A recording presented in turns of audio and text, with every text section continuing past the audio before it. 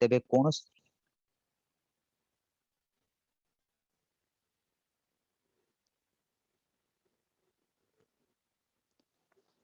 ନିଜର ଦୋଷ ଜାଣି ସୁଦ୍ଧା ଯଦି ତୁମେ ତାହା ତ୍ୟାଗ କରି ନ ପାର, ତେବେ କୌଣସି ମତେ ତାହାର ସମର୍ଥନ କରି ଅନ୍ୟର ସର୍ବନାଶ କର ନାହିଁ। ଏଠି ମୁଁ ଯାହା ବୁଝିବା ଭିତରେ କିଛି ମୋ ଦୋଷଟା କଣ ମୁଁ ଜାଣୁଛି, ସେଇ ଦୋଷ ଦ୍ଵାରା ମୋର କଣ ଚାରିତ୍ରିକ ତ୍ରୁଟି ହଉଛି ସବୁ ଜାଣୁଛି। ଯେମିତି ମୋ ଘଟି ଥିଲା ବି, ଭାବନ୍ତୁ ମୁଁ ଗୋଟେ ସବୁବେଳେ ଖରାପ ଚିନ୍ତା, ଯାହା ଗୋଟେ ଦେଖିଲେ ନେଗେଟିଭ ଥଟ୍, ଗୋଟେ ଅଲଗା ପ୍ରକାର ଚିନ୍ତା, ଯାହା ଦ୍ୱାରା ମୋ ଶରୀର କ୍ଷୁଣ୍ଣ ହେଇଯାଉଛି, ମନ ଅସ୍ଥିର ହେଇଯାଉଛି, ସେଇ ଚିନ୍ତାଟା ମତେ ଖାଇ ଚାଲିଛି। ମୁଁ ଜାଣୁଛି ମୋର ଭୁଲ, ଦୋଷ, ଦୁର୍ବଳତା ସେଇ ପ୍ରତି ଅଛି। କିନ୍ତୁ ମୋର ଘଟଣା ଚକ୍ରରେ ମୋର ମାଉସୀର ପୁଅ ପଚାରେ, ଛୋଟିଆ ପିଲାଟେ ପଚାରେ, ରାମ ଭାଇ ଆଉ ଏଇଭଳିଆ ଚିନ୍ତା ହଉଛି, ଯାହା ଗୋଟେ ଦେଖିଲେ ଖରାପ ଚିନ୍ତା, ଆଉ ମୁଁ ସେଇଠି କହିଦେବି ନା ଚଳିବ, ସେ ଆସେ ଯୁବକ ବୟସ, ସେ ସେଗୁଡା ହବନି, ସେ ଫେର ଦୀକ୍ଷା ନେଇଛି। ମୁଁ ଯଦି ତାକୁ ସେଇଠି କହିଥାନ୍ତି ଦେଖନ୍ତୁ ଏଇ ବିଷୟ ନ କହିକି ବୋଲି ଚଳିବ, ସେ ସେମିତି ଚଳିବ, କିନ୍ତୁ ମୁଁ ତାର ତ ସର୍ବନାଶ କଲି, ମୋର ତ ଯାହା ସର୍ବନାଶ ହେଇ ଚାଲିଛି ତାର ବି ସର୍ବନାଶ କଲି। ଯଦି ସେଇ ମୁହୂର୍ତ୍ତରେ ମୁଁ ଯଦି ତାକୁ କହିଥାନ୍ତି ନା ଟିକେ ନାମ କର, ଠାକୁରଙ୍କ ପାଖେ ପ୍ରଣାମୀ ରଖ, ଏଇ ମନୋଭାବ ଆସ୍ତେ ଆସ୍ତେ କଟିଯିବ, ସକାଳୁ ଉଠି ଠିକ ଠାକ ଇଷ୍ଟଭୂତି କର, ସ୍ୱତ ଅନୁଜ୍ଞା ସଂକଳ୍ପ ପତ୍ରେ ବାରମ୍ବାର କରିବା ଦ୍ଵାରା, ଇଷ୍ଟଙ୍କ ନାଁ ମନ ଦ୍ଵାରା ଏରା ଆସ୍ତେ ଆସ୍ତେ କଟିଯିବ। ମୁଁ ଯଦି ସେଇଠି ତାକୁ କହିଥିଲେ ତାର ବି ମଙ୍ଗଳ ହେଇଥାନ୍ତା, ଘଟଣା ଚକ୍ରରେ ମୋର ବି ମଙ୍ଗଳ ହେଇଥାନ୍ତା। ମୁଁ ଯାହା ବୁଝିବା ଭିତରେ ସୁସାଇ।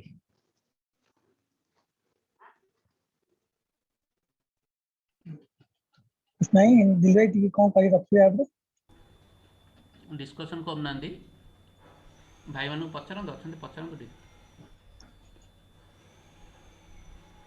ଅଛନ୍ତି ଆପଣ ଟିକେ କଣ କହିଥାନ୍ତୁ, କହିଲେ କହିବା, ଯାହାର ଯାହା ପ୍ରଶ୍ନ ଅଛି ପଚାରିବେ, ମୁନା ବି ଅଛନ୍ତି ଉତ୍ତର ରଖିବେ। ମୁଁ ଟିକେ ସେଟିଂ କରୁଛି, ଟିକେ କୁହନ୍ତୁ ଭାଇମାନେ, ମୁଁ କହୁଛି। ଦିଲ ଭାଇ ଅଛନ୍ତି କି ଟିକେ କହିବେ? ହଁ ଭାଇ ଅଛି ଭାଇ। ଆଜ୍ଞା ଆଜ୍ଞା ଟିକେ କୁହନ୍ତୁ ତାହେଲେ। ମୁଁ ଜାଣିବା ଭିତରେ ଭାଇ ଠାକୁରଙ୍କର ଏଇ ବାଣୀରୁ ଯେ ଠାକୁର ଯୋଉ କହୁଛନ୍ତି ନିଜର ଦୋଷ ଜାଣି ସୁଦ୍ଧା, ମାନେ ଆମେ ଯଦି ଗୋଟେ ଏକ୍ସାମ୍ପଲ ନିଜେ ଦେଖିଲେ, ମାନେ ଯଦି ମନକୁ ଆଣିବା, ଆମେ ବୁଝିପାରିବା ଠାକୁର ଯୋଉ କହୁଛନ୍ତି ନିଜର ଦୋଷ ଜାଣି ସୁଦ୍ଧା ତାହା ଯଦି ତମେ ତ୍ୟାଗ ନ କରିପାର, ତମେ କୌଣସି ମତେ ଅନ୍ୟର ସମର୍ଥନ କରି ମାନେ ଅନ୍ୟର ମାନେ ତାକୁ ସର୍ବନାଶ ଟିକେ ନେବା ନାହିଁ। କାରଣ ଯେମିତି ଦେଖନ୍ତୁ ଆମମାନଙ୍କର ବାପା ମା, ଯୋଉଟା ବି ଶ୍ରୀରାମ ଭାଇ ଯୋଉଟା ଏକ୍ସାମ୍ପଲ ବି ଦଉଥିଲି, ସପୋଜ କୌଣସି ଗୋଟେ ତାର ଗୋଟେ ପିଲାଟାର ବାପା ଯଦି ମଦ ପିଉଛି, ସେ କେବେ ହେଲେ ତା ଛୁଆକୁ କହୁଛି କି ମଦ ପି? ସେ ସେଟା ବୁଝିଛି ନା, ସେ ବାପାଟା ବୁଝିଛି ତାର ଯେ କଣ ପାଇଁ ତାର ଆଜି ଜୀବନଟା ନଷ୍ଟ ହେଇଛି, ସେ ଭୁଲ ମୋ ସନ୍ତାନଟା, ମୋ ଛୁଆଟା ନ କରୁ, କି ସେ ଖରାପ ବାଟକୁ ନ ଯାଉ, ତାର ଅଘଟଣ, ତାର ମାନେ ଯେମିତି ସେ ତାର ଭଲ ପଥରେ ଚାଲୁ, ତାର ଉନ୍ନତିଟା ହଉ, ତାର ଅବନତିଟା ଯେମିତି ନ ହଉ। ତ ଆମ ଜାଣିବାରେ ଏଠି ଠାକୁର ଯୋଉ ଜିନିଷଟା କହୁଛନ୍ତି, ଆମେ ବି ଯଦି ବି ଆମର ପ୍ରଭୃତି ବଶତଃ ହଉ, ପରିବେଶ ବଶତଃ ହଉ, ନିଜର ଫ୍ୟାମିଲି ବଶତଃ ହଉ, ଯଦି ଆମେ କୌଣସି କିଛି ଗୋଟେ ଭୁଲଟା କରୁଛେ, ଆମେ ପ୍ରଭୃତିରେ ପଢିକି ଦୟା କରିକି ଯଦି କୌଣସି ସେଇ ଭୁଲଟା ଯଦି ଆଉ ଜଣେ କିଏ କରୁଛି, ତାକୁ ଆମେ କେବେ ହେଲେ ବି ସମର୍ଥନ କରିବା କଥା ନୁହେଁ। ଯୋଉଟା ଶ୍ରୀରାମ ଭାଇ କହୁଥିଲେ, ଆମେ କୌଣସି ଗୋଟେ ପରିସ୍ଥିତିରେ ପଡିକି ବି ଯଦି ଭୁଲ କାମ କରୁଛେ, ଛାଡି ପାରୁନେ, ଆମେ ବି ଯଦି ଠାକୁରଙ୍କ ପାଖରେ ପ୍ରାର୍ଥନା ରଖିଛେ, କିନ୍ତୁ ଯଦି ସେଇ ଭୁଲଟା ଆଉ ଜଣ କରୁଛି, ତାକୁ ଆମେ ସେଠି ସାହସ ଦେବା କଥା ଯେ ତୁ କେମିତି ଭଲ ପଥରେ ଚାଲ, ସେସବୁ ଜିନିଷ ଛାଡେ ନା କି ଆମେ ତାକୁ ତା ତାଳ ସହିତ ତାଳ ମିଶେଇକି, ଜିନିଷଟା କଣ କି ତାଳ ସହିତ ତାଳ ଦେଲେ ସିଏ କଣ ଭାବିବ କହିଲେ, ଯେ ମୁଁ ଯୋଉଟା କରୁଛି ଠିକ, ତାର ସେ ଯୋଉ କରିବାଟା ସେ କେବେ ହେଲେ ବନ୍ଦ କରିବନି, ବଢି ବଢି ଚାଲିବ। ଯାହା ଫଳରେ କଣ କହିଲେ ତାର ତା ଅଘଟଣ ଯେତିକି ହଉଥିଲା ଆହୁରି ବଢିବ। ଆଉ ଆମେ ତାକୁ ଯୋଉ ପ୍ରୋତ୍ସାହନ ଦେଲେ, ଯେମିତି ଗୋଟେ ଭଲ କାମ କରିବାକୁ ପ୍ରୋତ୍ସାହନ ଆମେ ଦଉ, ସେମିତି ଗୋଟେ ଖରାପ କାମ କରିବାକୁ ପ୍ରୋତ୍ସାହନ ଦେଲେ ତାର ଫଳରେ ବି ଭାଗିଦାରୀ ଆମେ ହବା। ତ ଏଠି ଠାକୁର ମାନଙ୍କୁ ଧରଉଛନ୍ତି, କାରଣ ଦେଖନ୍ତୁ ସମସ୍ତଙ୍କ ପ୍ରତ୍ୟେକ ଲୋକ ଜୀବନରେ କୌଣସି କିଛି ପ୍ରବୃତ୍ତି ଅଛି, ସେ ଭୁଲ ତ୍ରୁଟି କରି ବସୁଛି, କିନ୍ତୁ ତା ବୋଲି ନୁହଁ ଯେ ଆଉ ଜଣେ ଯିଏ କରୁଛି ତାକୁ ସେ ଜିନିଷଟା ସମର୍ଥନ କରିବୁ। ପ୍ରଥମ ତ ଜିନିଷଟା ହଉଛି ଆମେ କେମିତି ଆମମାନଙ୍କ ଜୀବନରେ ସେ ଭୁଲଟା ନ ହଉ, ଠାକୁରଙ୍କ ପାଖରେ ପ୍ରାର୍ଥନା ରଖିକି ଠାକୁରଙ୍କର କଥାକୁ ମାନି ମାନି ଚାଲିବା, ଆଉ ଠାକୁରଙ୍କ ପାଖରେ ଜଣେଇବେ ଯେ ପ୍ରଭୁ ମୋର ଏଇ ଭୁଲ କରୁଛି, ମୁଁ କେମିତି ତାକୁ ରିହାତି ପାଇବି, ଗୁରୁ ଭାଇ ମାନଙ୍କ ମା ମାନଙ୍କ ସହିତ କଥା ହେଇକି ଆମେ ତାର ସଲ୍ୟୁସନ ପାଇବା। ତାପରେ ଜିନିଷ ହଉଛି ଯଦି ବି କୌଣସି ସେଇ ଭୁଲ ଆଉ ଜଣ କରୁଛି, ସେ ଭୁଲଟା କେମିତି ନ କରିବ, ତାର କେମିତି ଆମେ ଯେମିତି କହୁଛୁ ଯେ ଏଇ ଭାଇଙ୍କ ପାଖକୁ ନେଇକି ଯିବା, କି ଭାଇ ମାଙ୍କ ପାଖକୁ ନେଇକି ଯିବା,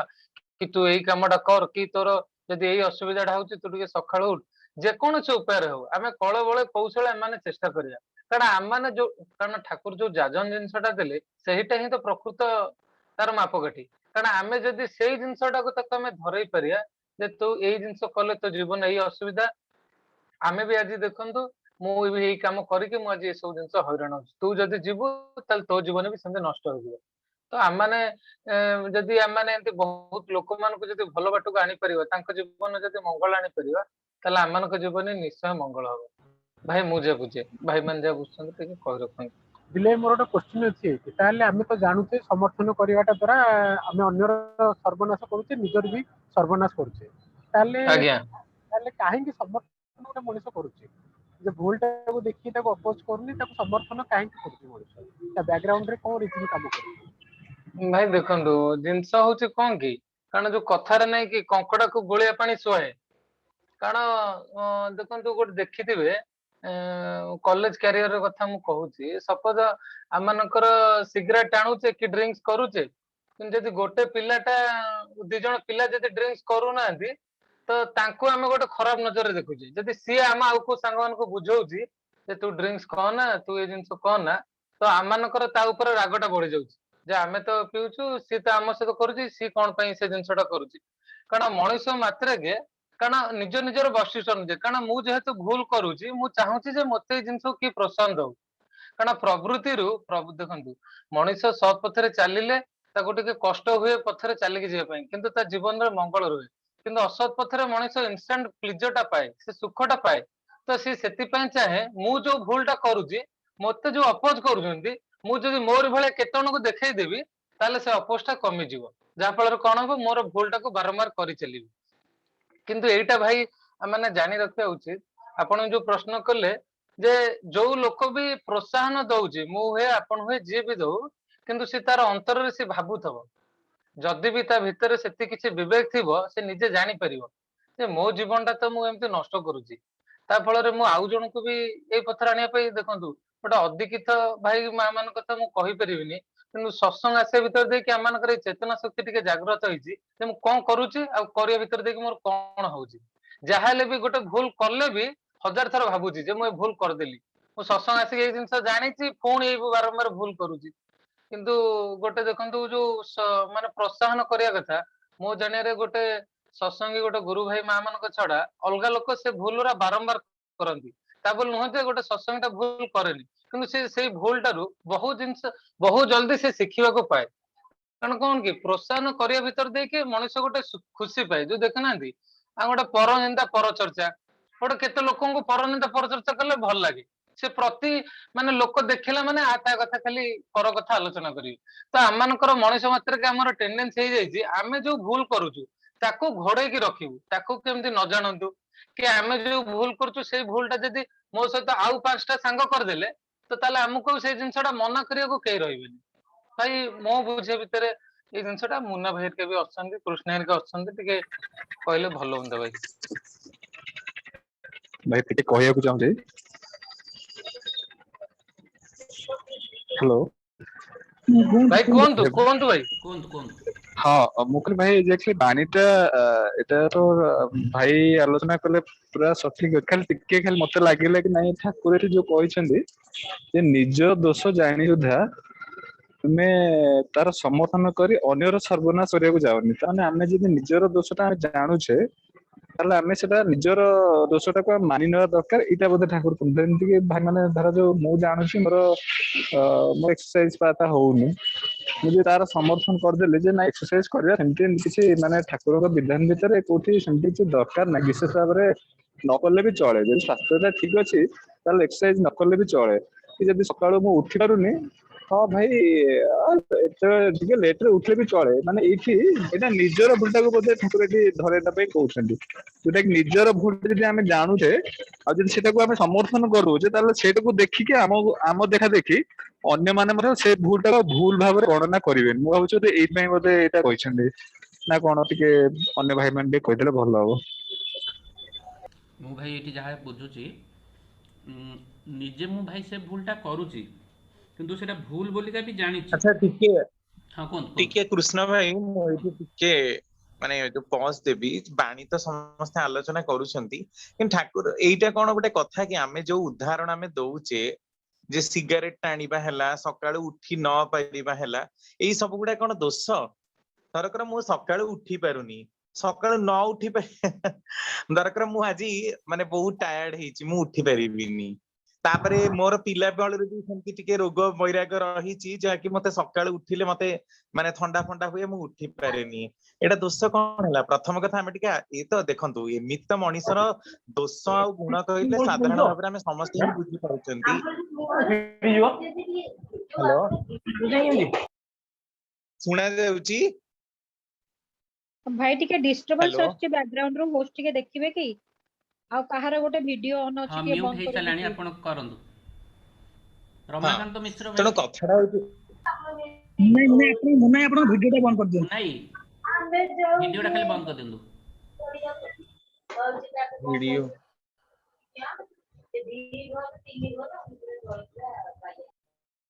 ହେଲା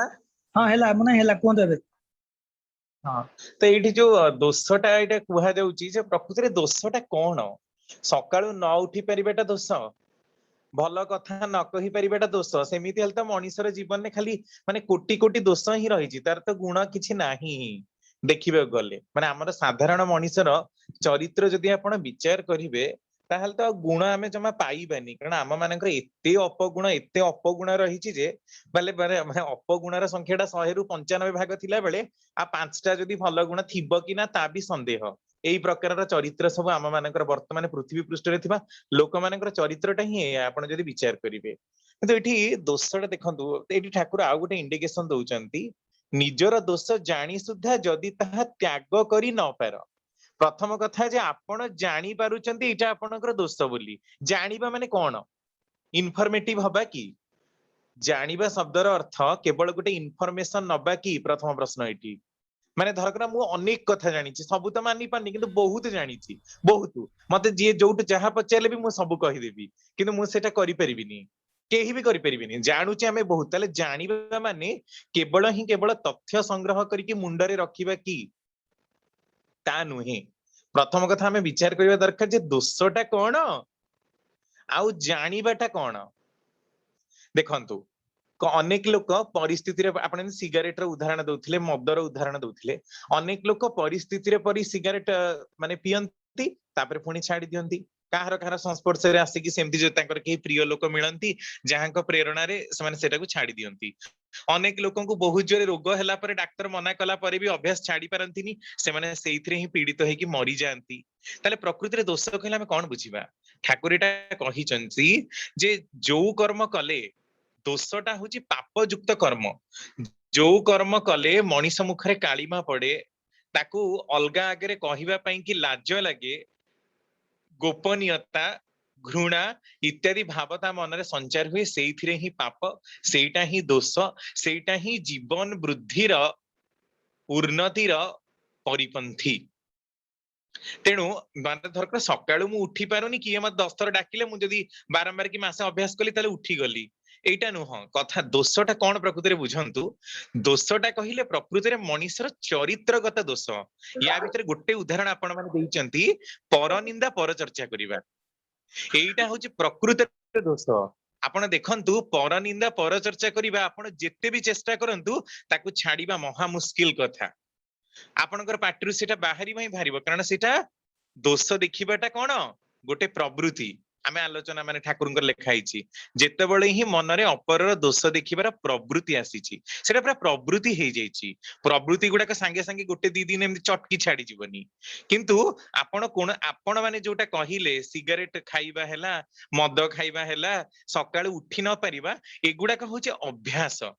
दीटा माने फरक रही भितर अभ्यास गुड़ाक मनीष चाहिए निजे निजे चेंज भी कर दे पारे चाहिए ताको आपड़े मध्य पारे आ अभ्यास बहुत दिन रहिला परे सेटा पुनी दोष त्रुटि कर्म फलर सब सृष्टि करे से अलग कथा अभ्यास आ दोष भितर फरक रही दोष होची मनीषर जन्म जन्मांतर अर्जित सब गुण समूह जोटाकू सीए छाड़ी पारे नाही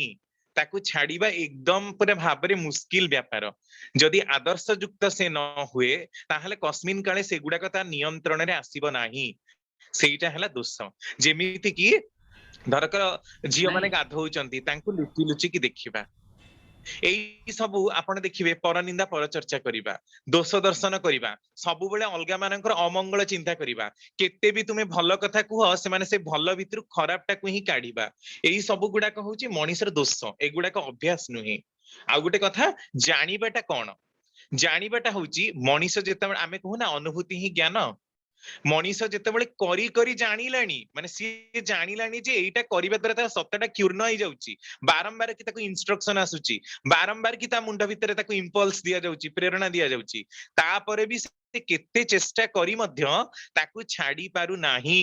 ସେଇ ଜାଣିବାଟା ହଉଛି ଜାଣିବା, କାରଣ ସେ ଅଲରେଡି ଅନୁଭୂତି କରିସାରିଲା ପରେ ବି ସେ ତାକୁ ଛାଡି ପାରୁନି। ତାହେଲେ ତୁମେ ଯଦି ସେ ପ୍ରକାରର ଦୋଷଯୁକ୍ତ ହେଇଛ, ତାହେଲେ କେବେ ହେଲେ ବି ତାହାର ସମର୍ଥନ କର ନାହିଁ। ମାନେ ସେଟା ସମର୍ଥନ, ତୁମେ ତ ଗଞ୍ଜୁଆ, ତୁମେ ତ ପୁରା ମଦୁଆ ହେଇସାରିଛ, ଅଭ୍ୟାସ କରି କରି କରି କରି ତୁମକୁ ବାପା ମା ସ୍ତ୍ରୀ କିଏ କେତେ ଡାକ୍ତର କହିଲା ପରେ ବି ତମେ ଛାଡି ପାରୁନ, ତୁମେ ସେଇଥିରେ ଚାଲିଯିବ, ଅଭ୍ୟାସ ଟାକୁ ଏଭଳି ବଳବତ୍ତର କରିଦେଇଛ ଯେ ସେଟା ପୁରା ତୁମର ପ୍ରବୃତ୍ତି ହେଇକି ରହିଯାଇଛି, ସେଇ ଦୋଷଯୁକ୍ତ ପ୍ରବୃତ୍ତି ହେଇକି ସେଟା ରହିଯାଇଛି। ତାହେଲେ ତୁମେ କେବେ ହେଲେ ବି ତୁମ ଆଖପାଖର ଲୋକଙ୍କୁ ଡାକିବାକୁ ଯାଅ ନାହିଁ। କାହିଁକି ମଣିଷ ଡାକେ, ଯୋଉ କୋଶ୍ଚିନ୍ ପଚାରୁଥିଲେ ଆମର କାହ୍ନା ଭାଇ ପଚାରୁଥିଲେ ଯୋଉ ପାୱାର ହାଉସ ର, ଯେ ମଣିଷ କାହିଁକି ଡାକେ, ଏଥିପାଇଁ କି ଡାକେ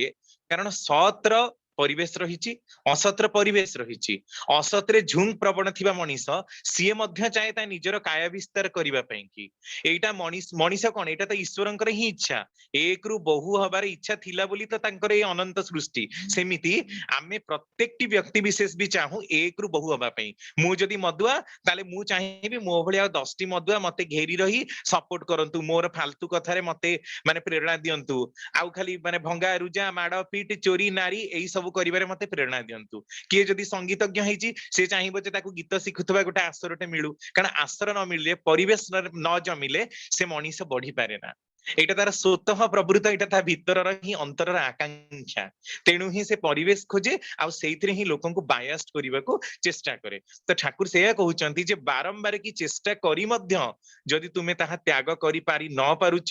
ତାହେଲେ କେବେ ହେଲେ ବି ଅଲଗା ଲୋକଙ୍କୁ ସେଥିରେ ତୁମେ ଆଣିକି ପୁରାଅ ନାହିଁ। କାହିଁ ପୁରେଇବନି? କାରଣ ଭଲ କି ମନେ ରଖ, ତୁମେ ତୁମର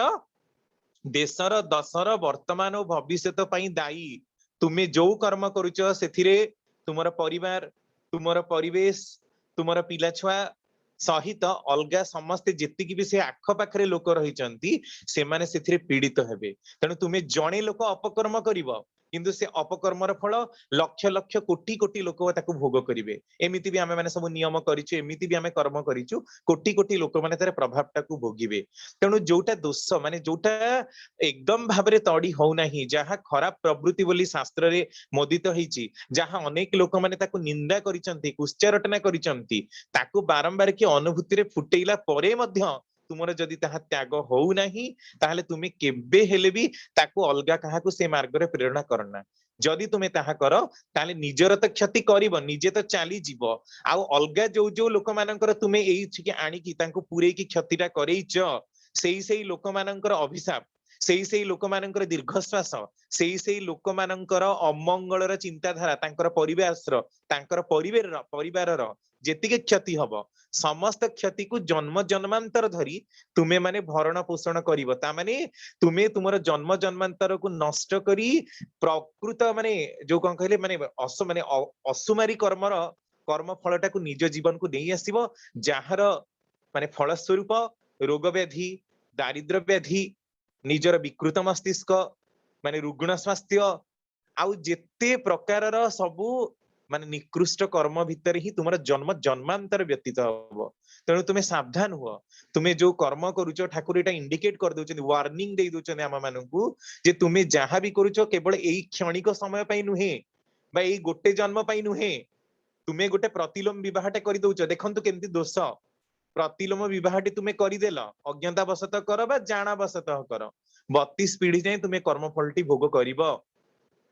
ତୁମେ ଅପକର୍ମ କରି ଦାରିଦ୍ର ବ୍ୟାଧିକୁ ସୃଷ୍ଟି କଲ, 7 ପିଢି ଯାଏଁ ତାର କର୍ମଫଳକୁ ଭୋଗ କରିବ। ଆଉ ଅଲଗା ମାନଙ୍କୁ ଯଦି ସେ ପ୍ରକାରର କର୍ମରେ ପ୍ରବୃତ୍ତ କରାଅ, ସେମାନେ ବି ତ ସେଇ 7 ପିଢି ଯାଏଁ ଭୋଗ କରିବେ ହିଁ। ଆଉ ତାଙ୍କର ଘର ଲୋକମାନଙ୍କ, ତାଙ୍କୁ ଭଲ ପାଉଥିବା ପ୍ରିୟଜନ ମାନଙ୍କର ଅଭିଶାପ, ତାଙ୍କର ନିଶ୍ୱାସ ତୁମ ଉପରେ ପଡିବ, ଯୋଉଥିରେ କି ସିଏ ତ 7 ଜନ୍ମ ଭୋଗିବେ, ତୁମେ 14 ଜନ୍ମ ଭୋଗିଲେ ବି ତୁମର ଭୋଗାଭୋଗ ସରିବ ନାହିଁ। तेणु तुमे ठीक ठीक मने रख तुमे जहाँ करुच तुमे तुम निजर तुम देशर तुमर दशर वर्तमान और भविष्यत पई दायी भविष्यत जीवनटा भी आमर केते हजार वर्ष जे नष्ट होउची तेणु it is a clear warning to all of us आमे जहाँ भी करूचो विचार करी करिबा आदर्शंक माफिक होउची कि नहीं ताहा करिबा आ बारंबार कि आदर्शंक छांचरे निजको पक्कै कि रखिबा ताहले जाई आमे ई दोष गुडाकू तड़ीबारे ए त्रुटि गुडाकू सुधारिबारे टिके समर्थ हबा नहले आम मानक पई कौनसी रास्ता नहीं एथिरे पतित होई कि हम मानकर जीवनटा चली जिवो हैंड रेज की क्वेश्चन की प्रश्न कर दी हाँ जयगुरु समस्त को मुन्ना भाई ଟିକେ କହିଦେବେ ଯଦି ଜଣେ ନିଜର ଏହି ପ୍ରକାର ଦୋଷ ଜାଣିକି ବି ଅନ୍ୟକୁ ମାନେ ତାର ସମର୍ଥନ କରିକି ଅନ୍ୟମାନଙ୍କୁ ମଧ୍ୟ ସେଇ ଟ୍ରାପକୁ ଆଣିବାକୁ ଚେଷ୍ଟା କରେ ମାନେ ଠାକୁର ଯୋଉଟା ମନା କରିଛନ୍ତି ସେଟାକୁ ସେ ମାନେନି ଆଉ ଟ୍ରାପ୍ କରିବାକୁ ଚେଷ୍ଟା କରେ ଏଇ ଜିନିଷଟାକୁ ଦେଖିକି ଆଉ ଜଣେ ଲୋକ ମାନେ ଆଉ ଜଣେ ବ୍ୟକ୍ତି ଦେଖିଲେ ଯେ ଏଇଟା ଗୋଟେ ଭଲ ଜିନିଷ ହଉନି ଖରାପ କାମ ହଉଛି ଯୋଉଟା କି ଠାକୁର ମନା କରିଥିବା ସତ୍ତ୍ୱେ ମଧ୍ୟ ଇଏ କରୁଛନ୍ତି ହୁଏତ ସେ ଦୀକ୍ଷିତ ହେଇପାରେ ନ ହେଇପାରେ ଯିଏ କରୁଛନ୍ତି ଦୋଷଯୁକ୍ତ ଲୋକ କିନ୍ତୁ ଆଉ ଜଣେ ଜଣେ ଦେଖିଲେ ସିଏ ଯଦି ତାର କିଛି ବିହିତ ପଦକ୍ଷେପ ନବାକୁ ଚେଷ୍ଟା କରନ୍ତି ମାନେ ସେଟା ସେ ପ୍ରତିରୋଧ କରିବାକୁ ଚେଷ୍ଟା କରନ୍ତି ତା ପାଇଁ ଆପଣ କଣ କିଛି କହିବେ ଜୟଗୁରୁ ବୁଝା ପଡିଲା माने କି କୋଶ୍ଚିନ୍ ଟା प्रतिरोध करिबा हाँ क्वेश्चन तो सुना गला माने प्रतिरोध करबा को से लोकटा चेष्टा करूची ना करूनी सेटा सुना गलानी କରୁଛନ୍ତି ମନେ କରନ୍ତୁ ଏକ୍ସ करूचा ଗୋଟେ ଦୋଷଯୁକ୍ତ ବ୍ୟକ୍ତି ସେ ୱାଇ କି ଟ୍ରାପ୍ କରୁଛି ଜେଡ୍ ତାଙ୍କୁ ଦେଖିଲେ हाँ ଜେଡ୍ ବର୍ତ୍ତମାନ ପ୍ରତିରୋଧ କରୁଛନ୍ତି ନା ଏଇଟା ତମେ କରନି ଏଇଟା ଠିକ କଥା ନୁହଁ ସେ ବର୍ତ୍ତମାନ ଯେ ଜେଡ୍ କୁ ଆପଣ କଣ କହିବେ ମାନେ କିଛି କହିବେ କି ନାଇଁ जेड को बहुत प्रशंसा करा जिवो कारण मनीष भितरे असत निरोधी पराक्रम न रहिबा जोगु आज आपण देखंतु हम देश जातिर अवस्थाटा को प्रकार हेछि आज केते आतंकवादी ब्लास्ट करूचंदी आमे सब देखिछु शक्तिशाली राष्ट्र बरी ना नउछु आमे किछि करि परनु तेनु आमे जदी देखुछु गुटे कथा किंतु जे जेड तांकु जो प्रतिरोध कला बोली कहउचंदी से जेड र क्षमता अछि त जे जो प्रकार कौशल भी हो किछि भी प्रकार कौशल व्यवहार करी सी असतृता को निरोध करिबा ना निजे जाइकी असत हेइजिबो सेथिरे प्रतिरोध करिबा ठीक अछि किंतु बारंबार की प्रतिरोध कला परे भी जेतेबेले से माने न हेबे जदि तार भल संस्कार अछि से छिटकी के पळेइबो जदि नुह ताले डाहाणी छडो छडो गुणिया देहरे डाहाणी सवार हेला भली ता देहरे मध्य से दोषटा सवार हेइजिबो तेनु जो माने एई प्रकार कर्म रे माने निजको सहयोग करबाकू चाहूचंती जे आमे असत छडेबाकू जिवु प्रथम कथा देखिबा दरकार जे सेमाने केते त्रुटि युक्त ना त्रुटि विमुक्त सेमानंक पाखरे आदर्शंकर चलणी केते दूर महजूद रहिछि आ सेमानंकर अरा सेमानंकर चाली चलन केते दूर प्रभावशाली प्रथमे आग निजे को तन्न तन्न करी विश्लेषण करबा दरकार आ निजे से दोषरु मुक्त हेइथिबा दरकार आपण गोटे लोकर दोष को सेतेबेले छडेई परिबे सेतेबेले ताकू टिप्स देई परिबे जेतेबेले आपण सेतिकी लेवल र माने सेई दिगरे आपणकर सेतिकी लेवल बा स्तर र दक्षताटा रहिछि नहले जेमति कहथि ना बिछा मंत्र न जानी साप गातरे हाथ मारले जो प्रकार अवस्था हबो सेई प्रकार अवस्थाटी हबो तण आमे जोठी की जाउचंती जोठू जहा माने जहाको सजाडीबाकू जो प्रकार चाहूचंती प्रथमे देखिबा दरकार जे मो भितरु से दोषटी संपूर्ण निरसन हेइछि ना वर्तमान मु मध्य से दोषरे किछि परिमाण रे जडित हेइछि ताले सेथिरे मु मध्य पड़ी जिबी तेणु भल कथा असत निरोधी पराक्रम रहिबा दरकार असत को निरोध करिबा त नहले आमे निजे ही मरि जिबा तेणु सेतिकी आमे निजको सजाडीबा दरकार त्रुटि विमुक्त हबा दरकार ताहाले एटा बहुत स्वागत योग्य पदक्षेप बहुत सुंदर प्रोत्साहन एथिरे किछि कहिबार नै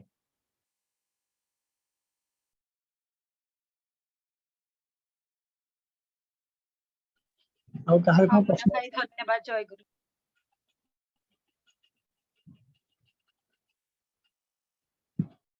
ଆଉ କାହାର କଣ ପ୍ରଶ୍ନ ଅଛି କି ନା ଆଗକୁ ଯିବା ମୋର ଟିକେ ଅଛି ପ୍ରଶ୍ନ କଣ ମୁଁ ଗୋଟେ ବୁଝି ପାରୁନି ଗୋଟେ ଜିନିଷଟେ ଟିକେ ପଚାରୁଛି ମୁଁ ନାହିଁ ତ ଏବେ ନୁହଁ ବହୁତ ଦିନ ପୂର୍ବରୁ ଏମିତି ଥରେ ଆଲୋଚନା ଭିତରେ ଗୋଟେ ଶବ୍ଦ ଯୋଉ ଗୋଟେ ଶୁଣିଥିଲି ସେଥିରେ ଗୋଟେ ଜିନିଷ କୁହାଯାଇଥିଲା ଯେ ଯୋଉ ଅପରାଧ ପ୍ରବଣତା ଆଉ ସାଡା ପ୍ରବଣତା ଦିଟା ଜିନିଷ ମାନେ ଗୋଟେ ମଣିଷ ଭିତରେ ବଢିପାରେ ତେଣୁକରି ସିଏ ଯୋଉ ଦିଗଟାକୁ ସେ ବାଛି ନବ ବା ଏଇ ଯେମିତି ଅନ୍ୟକୁ ଡେଭଲପ କରିବାରେ ହଉ ବା ଇଏ କରିବାରେ ହଉ ତ ସେଇ ଜିନିଷଟା କିଛି ତାର ଅଛି କି ସେଇ ଜିନିଷଟା ପାଇଁ ମୋର ମନେ ପଡୁନି ଖାଲି ବହୁତ ଦିନ ପୂର୍ବରୁ ଠିକ ସେ ବୁଝିନଥିଲି ବୋଧେ ଭୁଲି ଯାଇଛି ସେମିତି କିଛି ଜିନିଷ ଅଛି କି ଯେ नेगेटिव रे जदी न नउची पॉजिटिवली जदी से ताको क्रिएटिविटी देकिरी से मानको टिके आगे नहीं परिबो ताहले परिवेशटा भी चेंज हे जिवो ना सेमती किछि नाही नथिला एना ନାଇଁ मन ନାଇଁ पडुची ସେମିତି सुनिला ଅଛି आलिया ଅଛି ଅଛି बुझले ଠାକୁରଙ୍କର ସେ ବାଣୀଟା ମଧ୍ୟ ରହିଛି ଅପରାଧ ପ୍ରବଣତା ଆଉ ଯୋଉ ଆପଣ ସାଢା ପ୍ରବଣତା ହେଲା ସେନ୍ସିଟିଭନେସ୍ ସମ୍ବେଦନଶୀଳତା ସାଡା ତ କଥା ହଉଛି ଯେ ପରିବେଶ ଟାକୁ ସଜାଡି ନବା ଏଇ ସବୁ ତ ଭଲ କଥା କିନ୍ତୁ କଥା ହଉଛି ପରିବେଶକୁ ଉଠେଇବା ଆଗରୁ ଆଗ ନିଜେ ଉଠିବା ଦରକାର ନା ମୁଁ ଯଦି ସେତିକି ଯୋଗ୍ୟ ନ ହୁଏ ମୋର ଚରିତ୍ର ମୋର ବ୍ୟକ୍ତିତ୍ୱ ମୋର ପ୍ରତ୍ୟେକଟି ଚଳଣି ଯଦି ସେତିକି ଉନ୍ନତ ନ ହୁଏ ତାହେଲେ ପରିବେଶରେ ମୋ କଥାକୁ ଗ୍ରହଣ କରିବେ କାହିଁକି ଥରେ ପ୍ରଫୁଲ୍ଲ ଦାଙ୍କୁ ଆସିକି ଠାକୁର ପଚାରନ୍ତି ଠାକୁର ଆପଣ ଯେତେବେଳେ ଯାହା କଥା କହୁଛନ୍ତି କେତେ କଥା କହୁଛନ୍ତି ସାଙ୍ଗେ ସାଙ୍ଗେ ଆମେ ସବୁ ଗୁଡାକ ପାରୁନା ଆଉ ତାପରେ ଠାକୁର କହୁଛନ୍ତି ଯଦି ତୁମେ ନ ପାରି ପାରୁଛ ତାହେଲେ ଏହା ତୁମ ପାଇଁ ବିପଦର ଭବିଷ୍ୟତରେ ବହୁତ ବଡ ବିପଦ ଆଣିବ ତାପରେ ପୁଣି କହୁଛନ୍ତି ଠାକୁର ଏସବୁ ସିନା ଆପଣଙ୍କ ପକ୍ଷରେ ସମ୍ଭବ କିନ୍ତୁ ଆମ ଭଳି ସାଧାରଣ ଲୋକ ଯୋଉମାନେ ଦୋଷଯୁକ୍ତ ସେମାନଙ୍କ ପକ୍ଷରେ ସମ୍ଭବ କିପରି ଠାକୁର କହୁଛନ୍ତି କାହାକୁ ସଜାଡିବାର ଦାୟିତ୍ୱ ଆମେ ମାନେ ନେଇନୁ ପରମ ପିତା ସେ ଦାୟିତ୍ୱକୁ ନେଇ ରଖିଛନ୍ତି ଆମେ ମାନେ ଯଦି ନିଜେ ଉଠି ସଜାଡି ନ ବସୁ ତାହେଲେ ଆମ ମାନଙ୍କର ଭାରକୁ ପରମ ପିତା ନବାକୁ କାହିଁକି ଚାହିଁବେ ଆଉ ଥରେ ସେଇ ପ୍ରଫୁଲ୍ଲତା କ୍ୱେଶ୍ଚିନ୍ କରୁଛନ୍ତି ଠାକୁର ଆପଣ ଏତେ କଣ କଲେ ଆପଣ ଭାରାକ୍ରାନ୍ତ ହେବେନି ସବୁବେଳେ ଆପଣ ଗମ୍ଭୀର ରହୁଛନ୍ତି ଠାକୁର କହୁଛନ୍ତି ମୁଁ ଚାହେଁ ଯେ ତୁ ଟିକେ ତୋ ଦାୟିତ୍ୱଟା ନିଜେ ବୁଝ ତା ମାନେ କଣ ତାମାନେ ତ ଆମେ ଯୋଉ ବାରମ୍ବାର କି ଡାକୁଛେ ମୋର ଏଇଆ କର ମୋର ସେଇଆ କର ମତେ ଏଇଆ ଦିଅ ମୋର ଏମିତି ହେଲା ଏମିତି ବାରମ୍ବାର କି ଠାକୁରଙ୍କୁ ତୁମେ ମାନେ ଡିଷ୍ଟର୍ବ କରନି ଲକ୍ଷ ଲକ୍ଷ କୋଟି କୋଟି ଲୋକ ଡାକୁଛନ୍ତି ଯଦି ପ୍ରତ୍ୟେକଟି ଲୋକ ଏଇଭଳି ଭାବିବେ ଯେ ମୋ ଠାକୁରଙ୍କୁ କଷ୍ଟ ହବ ତେଣୁ ମୁଁ ନିଜର ସମସ୍ତ କଷ୍ଟ ଦୁଃଖଟାକୁ ନିଜେ ହିଁ ସମସ୍ୟାର ସମାଧାନଟା କରିବି ତାହେଲେ ପରମ ପିତାଙ୍କ ଉପରୁ ଭାରଟା ପଳେଇ ଆସିବ କହିବାର କଥାଟା ସେଇଆ ଯେ ଅଲଗା ମାନଙ୍କୁ ସଜାଡିବା ପୂର୍ବରୁ ନିଜର ଚରିତ୍ରଟାକୁ ଏତେ ଦୂର ଉନ୍ନତ କରିବା ଦରକାର ଯେ ଅଲଗା ମାନେ ଆପଣଙ୍କ ପ୍ରତି ଶ୍ରଦ୍ଧାଯୁକ୍ତ ହୁଅନ୍ତି ଆପଣଙ୍କୁ ଭଲ ପାଆନ୍ତି ମାନନ୍ତି ତାହେଲେ ଯାଇକି ତାଙ୍କର ଦୋଷଟାକୁ ଆପଣ ସୁଧାରିବାକୁ ସମର୍ଥ ହେବେ ଆପଣ ଠାକୁରଙ୍କର ଜୀବନୀରେ ଯେତେ ସେ ହେମ କବିଙ୍କର ଘଟଣା ଦେଖନ୍ତୁ ସେ ଆପଣଙ୍କର ବି ବାବୁଙ୍କର ମଦ ଛଡା ଘଟଣା ଦେଖନ୍ତୁ ଆହୁରି କେତେ ଯେ ଘଟଣା ରହିଛି ସବୁ ମନେ ବି ପଡୁନି ବର୍ତ୍ତମାନ ସମୟରେ ସବୁ ଭିତରେ ଠାକୁରଙ୍କୁ ଭଲ ପାଇବାଟା ହିଁ ସେଇ ଲୋକମାନଙ୍କ ଭିତରେ ମୂଳ ଜିନିଷଟା ଥିଲା ଭଲ ପାଇବାଟା ଜାଗ୍ରତ ହବା ଦରକାର ତେଣୁ ଆପଣଙ୍କ ଭିତରେ ଯଦି ଶ୍ରୀ ଶ୍ରୀ ଠାକୁରଙ୍କୁ କେହି ଦେଖନ୍ତି ମାନେ ଆପଣଙ୍କର ଚରିତ୍ରଟା ଠାକୁରଙ୍କର କହିଲା ଭଳି ହୁଏ ତାହେଲେ ଆପଣଙ୍କୁ ଭଲ ପାଇ ମଧ୍ୟ ଅନେକ ଲୋକ ପରିବର୍ତ୍ତନ ହେଇଯିବେ ଏଥିରେ କିଛି ବିସ୍ମିତ କଥା ନାହିଁ ଅନେକ ଲୋକଙ୍କୁ ଆପଣ ପରିବର୍ତ୍ତନ କରିଦେଇ ପାରନ୍ତି ତ ପରିବର୍ତ୍ତନକୁ କରିବାକୁ ଗଲେ ଯୋଉ କଥା ମୁଁ କହିଲି ଯେ ବିଛା ମନ୍ତ୍ର ନ ଜାଣି ସାପଗାତରେ ଆମେ ହାତ ମାରିବାନି ଆଗ ନିଜେ ଆମେ ସିଦ୍ଧ ହବା ନିଜେ ଚରିତ୍ର ଯୁକ୍ତ ହବା ଚରିତ୍ରବାନ ହବା ତାପରେ ଅଲଗା ପରିବେଶକୁ ଦେଶ ଜାତି ସଜାଡିବାର କଥା ପରେ ଭାବିବା କିନ୍ତୁ ହଁ ଯୋଉଠି ଆମ ମାନଙ୍କର ମାନେ ସତ୍ତାଟା ନଷ୍ଟ ହେଇଯାଉଛି ଯୋଉଠି ଆମେ ଦେଖୁଛୁ ଆମ ସାନ ଭାଇଟା ଆମର ମାନେ ପରିବେଶରେ କେହି ଗୋଟେ ଅସତ୍ କର୍ମ କରୁଛି ଆଉ ସେଟା ମୋ ନିୟନ୍ତ୍ରଣରେ ଅଛି ମୁଁ ତାକୁ ଦୂରୀକରଣ କରିପାରିବି ବୋଲି ମୁଁ ଭାବୁଛି ସେତିକି ମୋ କ୍ୟାପାବିଲିଟି ଭିତରେ ତାହେଲେ ମୁଁ ନିଶ୍ଚିନ୍ତ ରୂପରେ ଅସତକୁ ନିରୋଧ କରିବାକୁ ଚେଷ୍ଟା କରିବି ଚୁପ ହେଇ ବସି ରହିଲେ ସେଥିରେ ମୁଁ ମଧ୍ୟ ବିନାଶ ହେଇଯିବି ମୁନାଇ ମୋର ଗୋଟେ ପ୍ରଶ୍ନ ଅଛି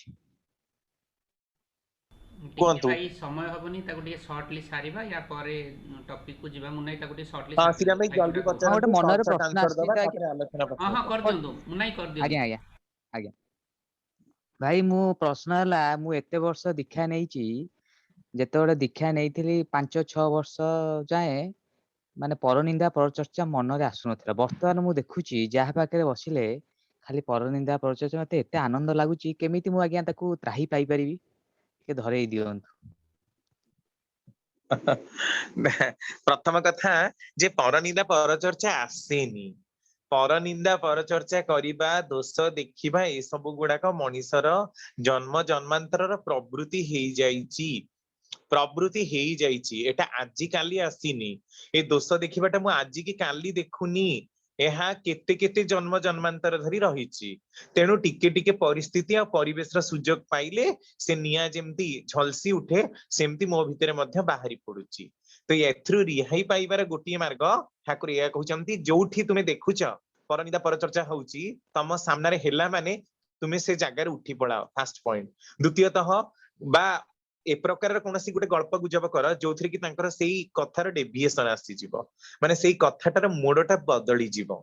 ताहले आपण देखिबे जजी सेई लोक पाखକୁ ଯାଉଛନ୍ତି ସିଏ ଯେତେବେଳେ ୟା ତାନାରେ ଗପିବା ଆରମ୍ଭ କରୁଛି ଆପଣ ଦି ଚାରି ଥର ତା ପାଖକୁ ଗଲେ ସାଙ୍ଗେ ସାଙ୍ଗେ କଥା ମୋଡ ବଦଳେଇ ଦଉଛନ୍ତି ତାପରେ ଦେଖିବେ ଆପଣଙ୍କ ସାମ୍ନାରେ ସେ ଆଉ ତାହା କରିପାରିବ ନାହିଁ ଏଟା ମୁଁ ମଧ୍ୟ ପରୀକ୍ଷା କରି ଦେଖିଛି ଆମର ଜଣେ ମାନେ ମୋଠୁ ସିନିୟର ହେବେ ସେ 7-8 ବର୍ଷ ଯେତେବେଳେ ଦେଖିଲା ମାନେ ସେ ଖାଲି ତାଙ୍କର ଜଣେ କଲିଗ୍ସ ଅଛନ୍ତି ତାଙ୍କର ବିରୁଦ୍ଧରେ କହେ ସେମିତି ମାନେ କହିବେ ଆପଣ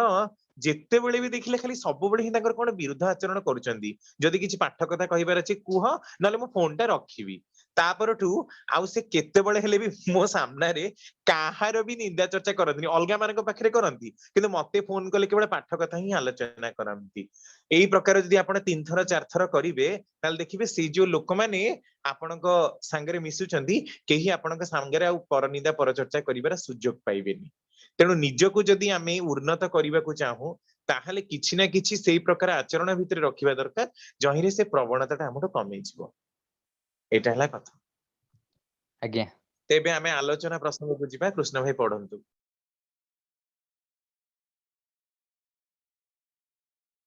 ଦିଲୁ ଭାଇ ପଢିବେ ଦିଲୁ ଭାଇ ପଢନ୍ତୁ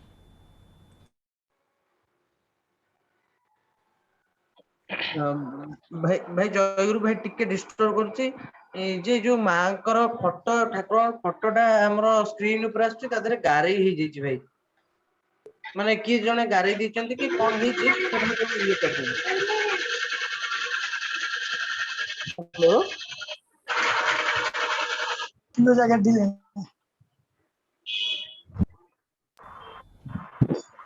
ହଁ ଭାଇ କଟା ହେଇଗଲା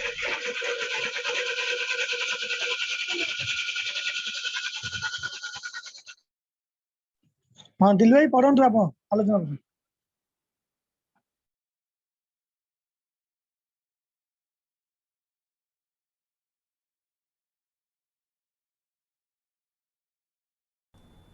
ଦିଲୁ ଭାଇ ପଢନ୍ତୁ ଭାଇ ଶୁଣାଗଲା ତ ଭାଇ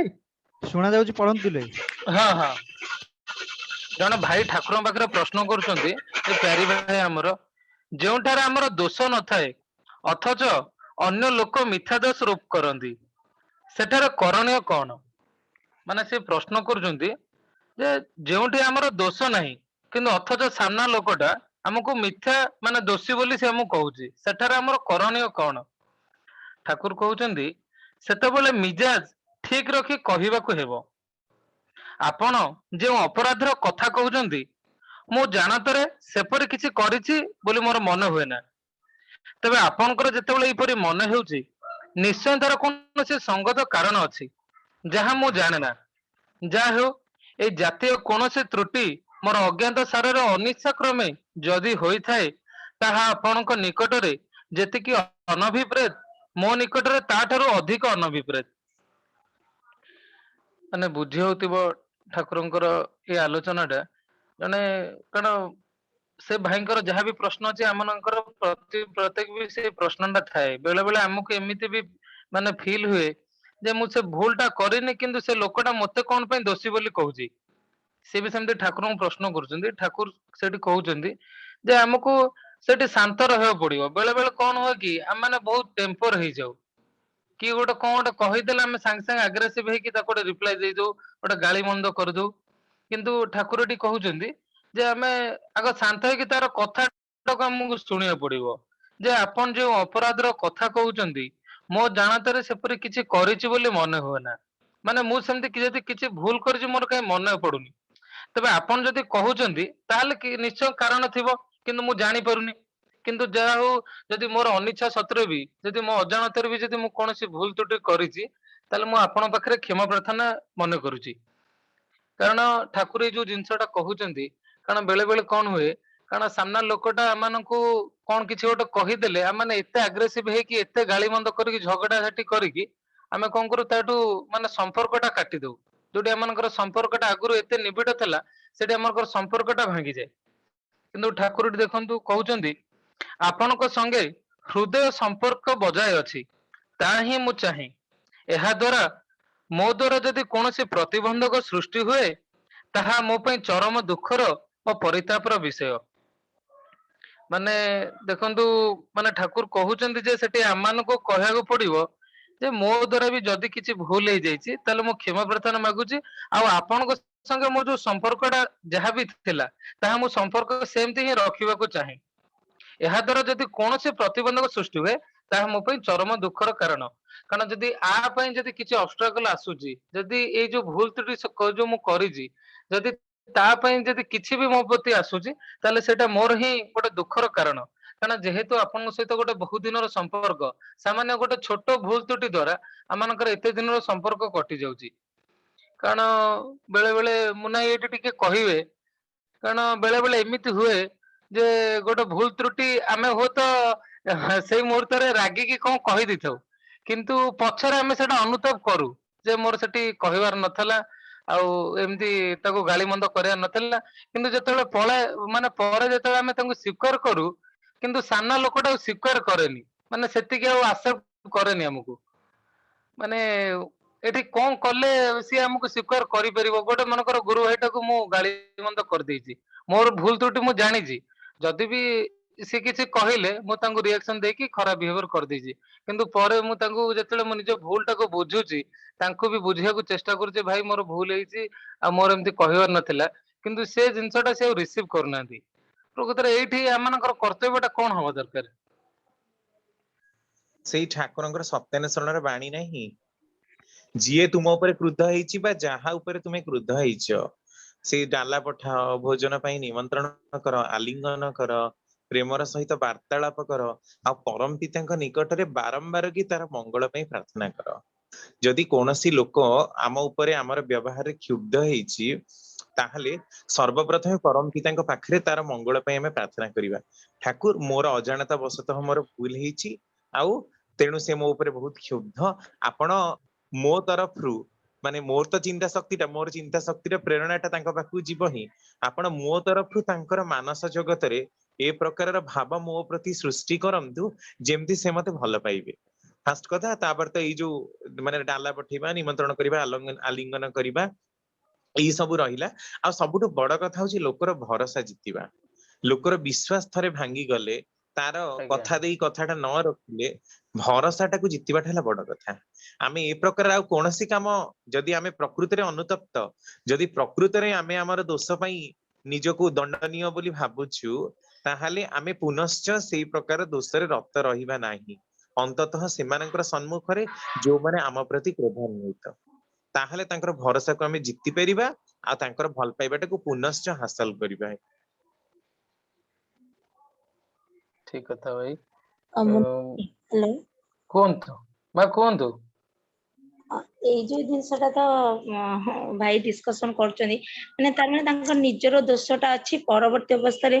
ସେ ବୁଝିପାରୁଛନ୍ତି ଯେ ଏ ଦୋଷଟା ମୁଁ କରିଛି ତା ପାଖେ ମାନେ କ୍ଷମା ମାଗିବି ସେ ମତେ କେମିତି ବୁଝିପାରିବ କି ଯାହା ବି ହଉ ଏଠି ଠାକୁର କହୁଛନ୍ତି ନିଜର ଦୋଷ ନଥାଇକି ବି ସାମ୍ନା ଲୋକଟା ଆପଣଙ୍କୁ କହୁଛି ଏଠି କୋଉ ପ୍ରକାର କ୍ୟାରେକ୍ଟରଟା ଆମର ରହିବ ସେଇ ଜିନିଷଟାକୁ ଆମେ ବାଲାନ୍ସ କରିକି ଆଗକୁ ମନେ ନେଇପାରିବା ସେଇଟା ଟିକେ ରଖନ୍ତୁ ନାଇଁ ଏଇଟା ଦିଲୁ ଭାଇ କମ୍ପ୍ଲିଟ କରିଦିଅନ୍ତୁ ପଢାଟା ଆମେ ଆଲୋଚନା କରିବା ଆଜ୍ଞା ଆଜ୍ଞା ଆଜ୍ଞା ଆଜ୍ଞା ଏଠି ମୁନାଇ କଣ କି ଯୋଉ ଆମର ଭାଇ ଜଣେ ପ୍ରଶ୍ନ କରୁଛନ୍ତି ଯେ ସେ କହୁଛନ୍ତି ଆମର ଯୋଉଠି ଦୋଷ ନଥାଏ ବେଳେ ବେଳେ କଣ ହୁଏ କି ମୁନାଇ ମାନେ ଆମେ ଦୋଷଟା କରିଥାଉ କିନ୍ତୁ ଆମକୁ ଲାଗେନି ଯେ ମୁଁ ଦୋଷଟା କରିଛି ବୋଲି ବେଳେ ବେଳେ ଏମିତି କେସରେ ଏସବୁ ଜିନିଷ ବି ହୁଏ ଏହା ଦ୍ୱାରା ମୋ ଦ୍ୱାରା ଯଦି କୌଣସି ପ୍ରତିବନ୍ଧକ ସୃଷ୍ଟି ହୁଏ ତାହା ମୋ ପାଇଁ ଚରମ ଦୁଃଖର ଓ ପରିତାପର ବିଷୟ ଅସଲ କଥା ବଦ ମିଜାଜର ବଶବର୍ତ୍ତୀ ହୋଇ କୌଣସି ଲୋକକୁ ଆମେ ଯେପରି ପର କରି ନ ଦେଉ ଅଥଚ ମିଥ୍ୟା ଅପବାଦ ନିକଟରେ ଯେପରି ମୁଣ୍ଡ ନୁଆଇଁ ଇଷ୍ଟ ବିରୋଧୀ ନୀତି ବିରୋଧୀ କୌଣସି କିଛିର ପାଖରେ ନତ ସ୍ୱୀକାର ନ କଲେ ମଧ୍ୟ ଇଷ୍ଟାନୁଗ ଯାହା ସୁନୀତି ସମ୍ମତ ଯାହା ତାହା କିନ୍ତୁ ସଦାସର୍ବଦା ମାନି ନେବା ପାଇଁ ରାଜି ରହିବା ନିଜର ଦୋଷ ଥିଲେ ତାକୁ ଆମେ କଦାପି ସମର୍ଥନ କରିବା ନାହିଁ ଅକପଟେ ନିଜକୁ ସ୍ୱୀକାର କରିବା କୁହନ୍ତୁ ମୁନାଇ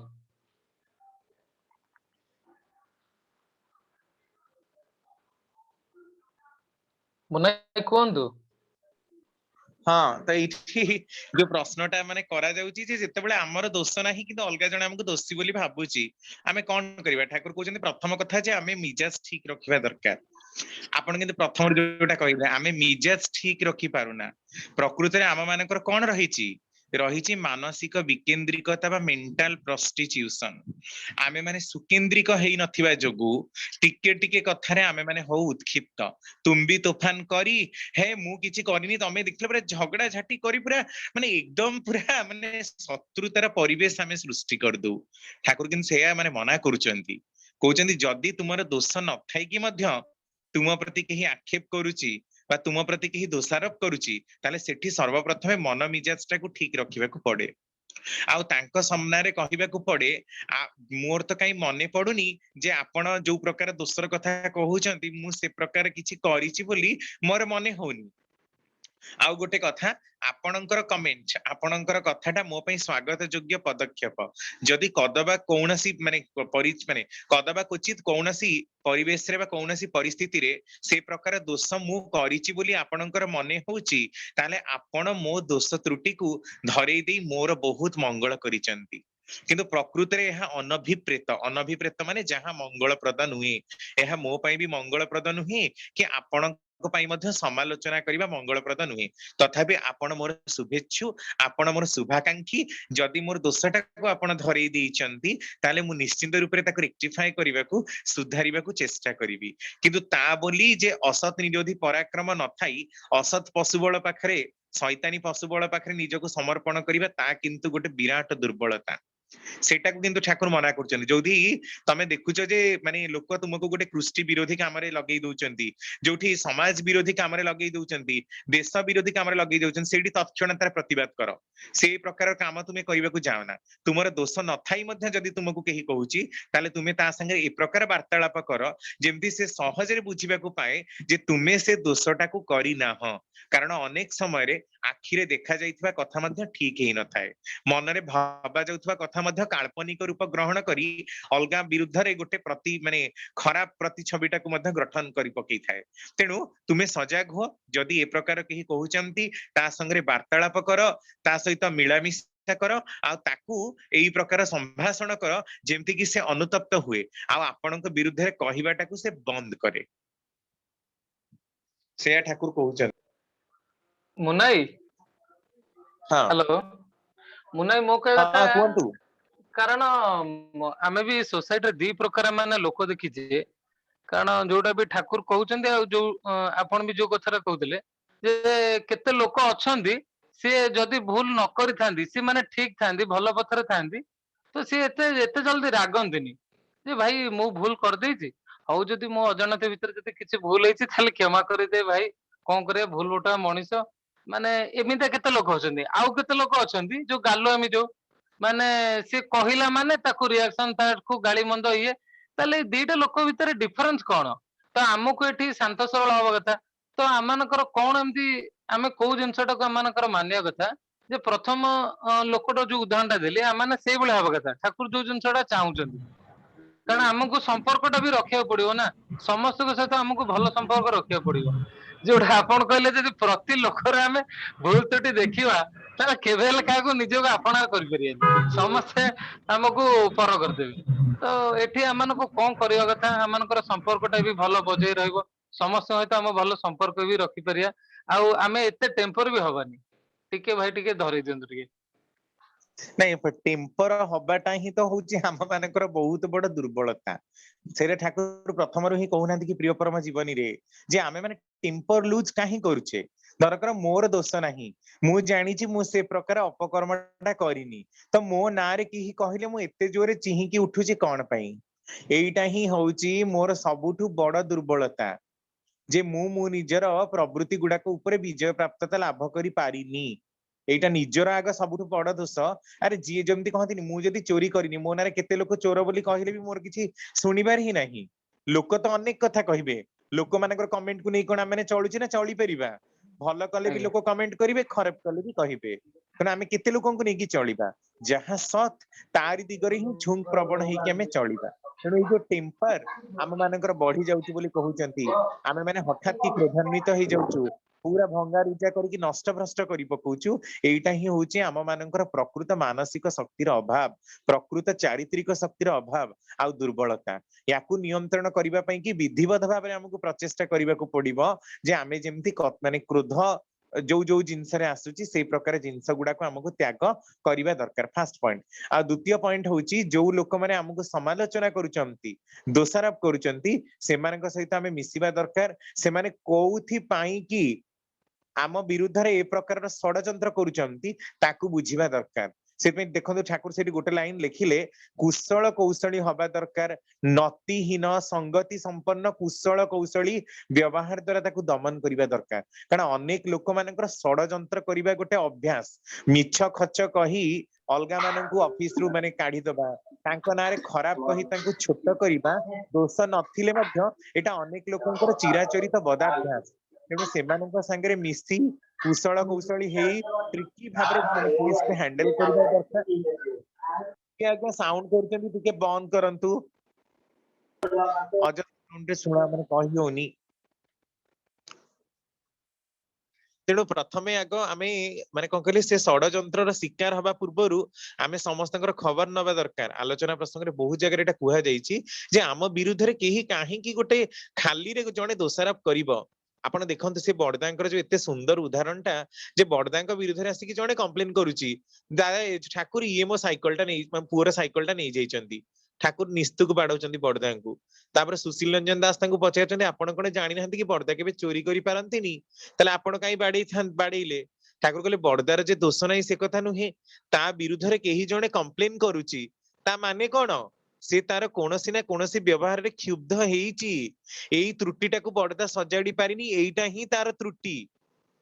ତେଣୁ ଆମ ବିରୁଦ୍ଧରେ ଯଦି ଖାଲିରେ କେହି କହୁଛି ତାହେଲେ ଆମେ ତାକୁ ଟ୍ୟାକ୍ଟଫୁଲି ହ୍ୟାଣ୍ଡେଲ କରିବାର କଥା ଯେମିତି ରହିଛି। କାହିଁକି କହିଲା, ମୁଁ ତ ତାର କୌଣସି କ୍ଷତି କରିନି, ମୁଁ ତ ତାର କିଛି କରିନି, ତାହେଲେ ସେ ଏ ପ୍ରକାର କହୁଛି କାହିଁକି? କାରଣ ସମାଜରେ ବହୁତ ଖଳ କ୍ରୂର ଦୁଷ୍ଟ ପ୍ରକୃତିର ଲୋକ ବି ଅଛନ୍ତି ଯୋଉମାନଙ୍କର କାମଟା ହିଁ ହଉଛି ଏଇଆ। କିନ୍ତୁ ତାଙ୍କୁ ନିରସନ କରିବାକୁ ହେଲେ, ତାଙ୍କୁ ଦମନ କରିବାକୁ ହେଲେ ସେମାନଙ୍କ ସହ ଉପଯୁକ୍ତ ବ୍ୟବହାର ବି କରିବା ଦରକାର, ଆଉ କୁଶଳ କୌଶଳୀ ଭାବରେ ସେମାନଙ୍କର ମନକୁ ଜିଣିକି ତାଙ୍କୁ ହାତେଇକି ମଧ୍ୟ ରଖିବା ଦରକାର, ଯେମିତି ସେମାନେ କୌଣସି ପ୍ରକାର ଆପଣଙ୍କର କ୍ଷତି କରି ନ ପାରନ୍ତି। ନହେଲେ କେତେବେଳେ ହିଁ ଆମେ ତାଙ୍କର ଷଡଯନ୍ତ୍ରର ଶିକାର ହେଇ ନିଜର ଜୀବନ ଜୀବିକାକୁ ମଧ୍ୟ ହରେଇ ପକେଇବା। ଯଦି ସେତିକି ମଧ୍ୟ ନ କରିପାରୁ ତାହା ମଧ୍ୟ ମାନସିକ ଦୁର୍ବଳତା ବୋଲି ଠାକୁର ଆଲୋଚନାରେ କହୁଛନ୍ତି। ତେଣୁ କେତେ ଟ୍ୟାକ୍ଟଫୁଲି, କେତେ ମାନେ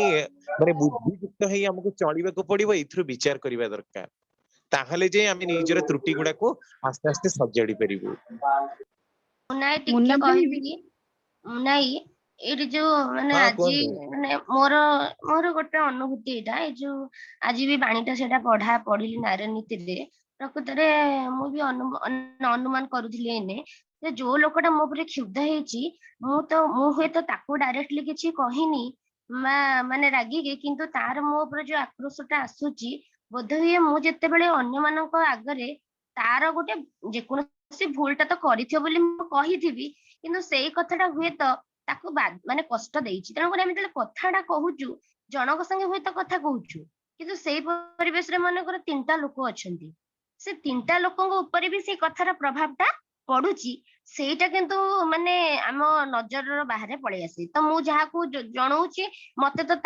ତାକୁ ହିଁ ରିପ୍ଲାଏ ଦବାର ଅଛି, ତ ମୁଁ ସେଇଟାକୁ ରିପ୍ଲାଏ ଦେବି, ମତେ ତ ଦିଆ ହେଇଥିଲା ଡାଟା ଏଇଆ ବାହାର କରିବାକୁ, ମୁଁ କରିକି ଦେଇଛି। ତେଣୁକରି ମୁଁ ଆଉ ଅନ୍ୟ ଦିଗ ପ୍ରତି ଦୃଷ୍ଟି ଯେତେବେଳେ ନ ରଖେ, ମାନେ ମୁଁ କହୁଛି ଯେ ଜିନିଷଟା ଯେ ସେଇଠି କଣ ହୁଏ ନା, କେତେବେଳେ କାହାର ମାନେ ହଟ୍ ହେଇଯାଆନ୍ତି କିଏ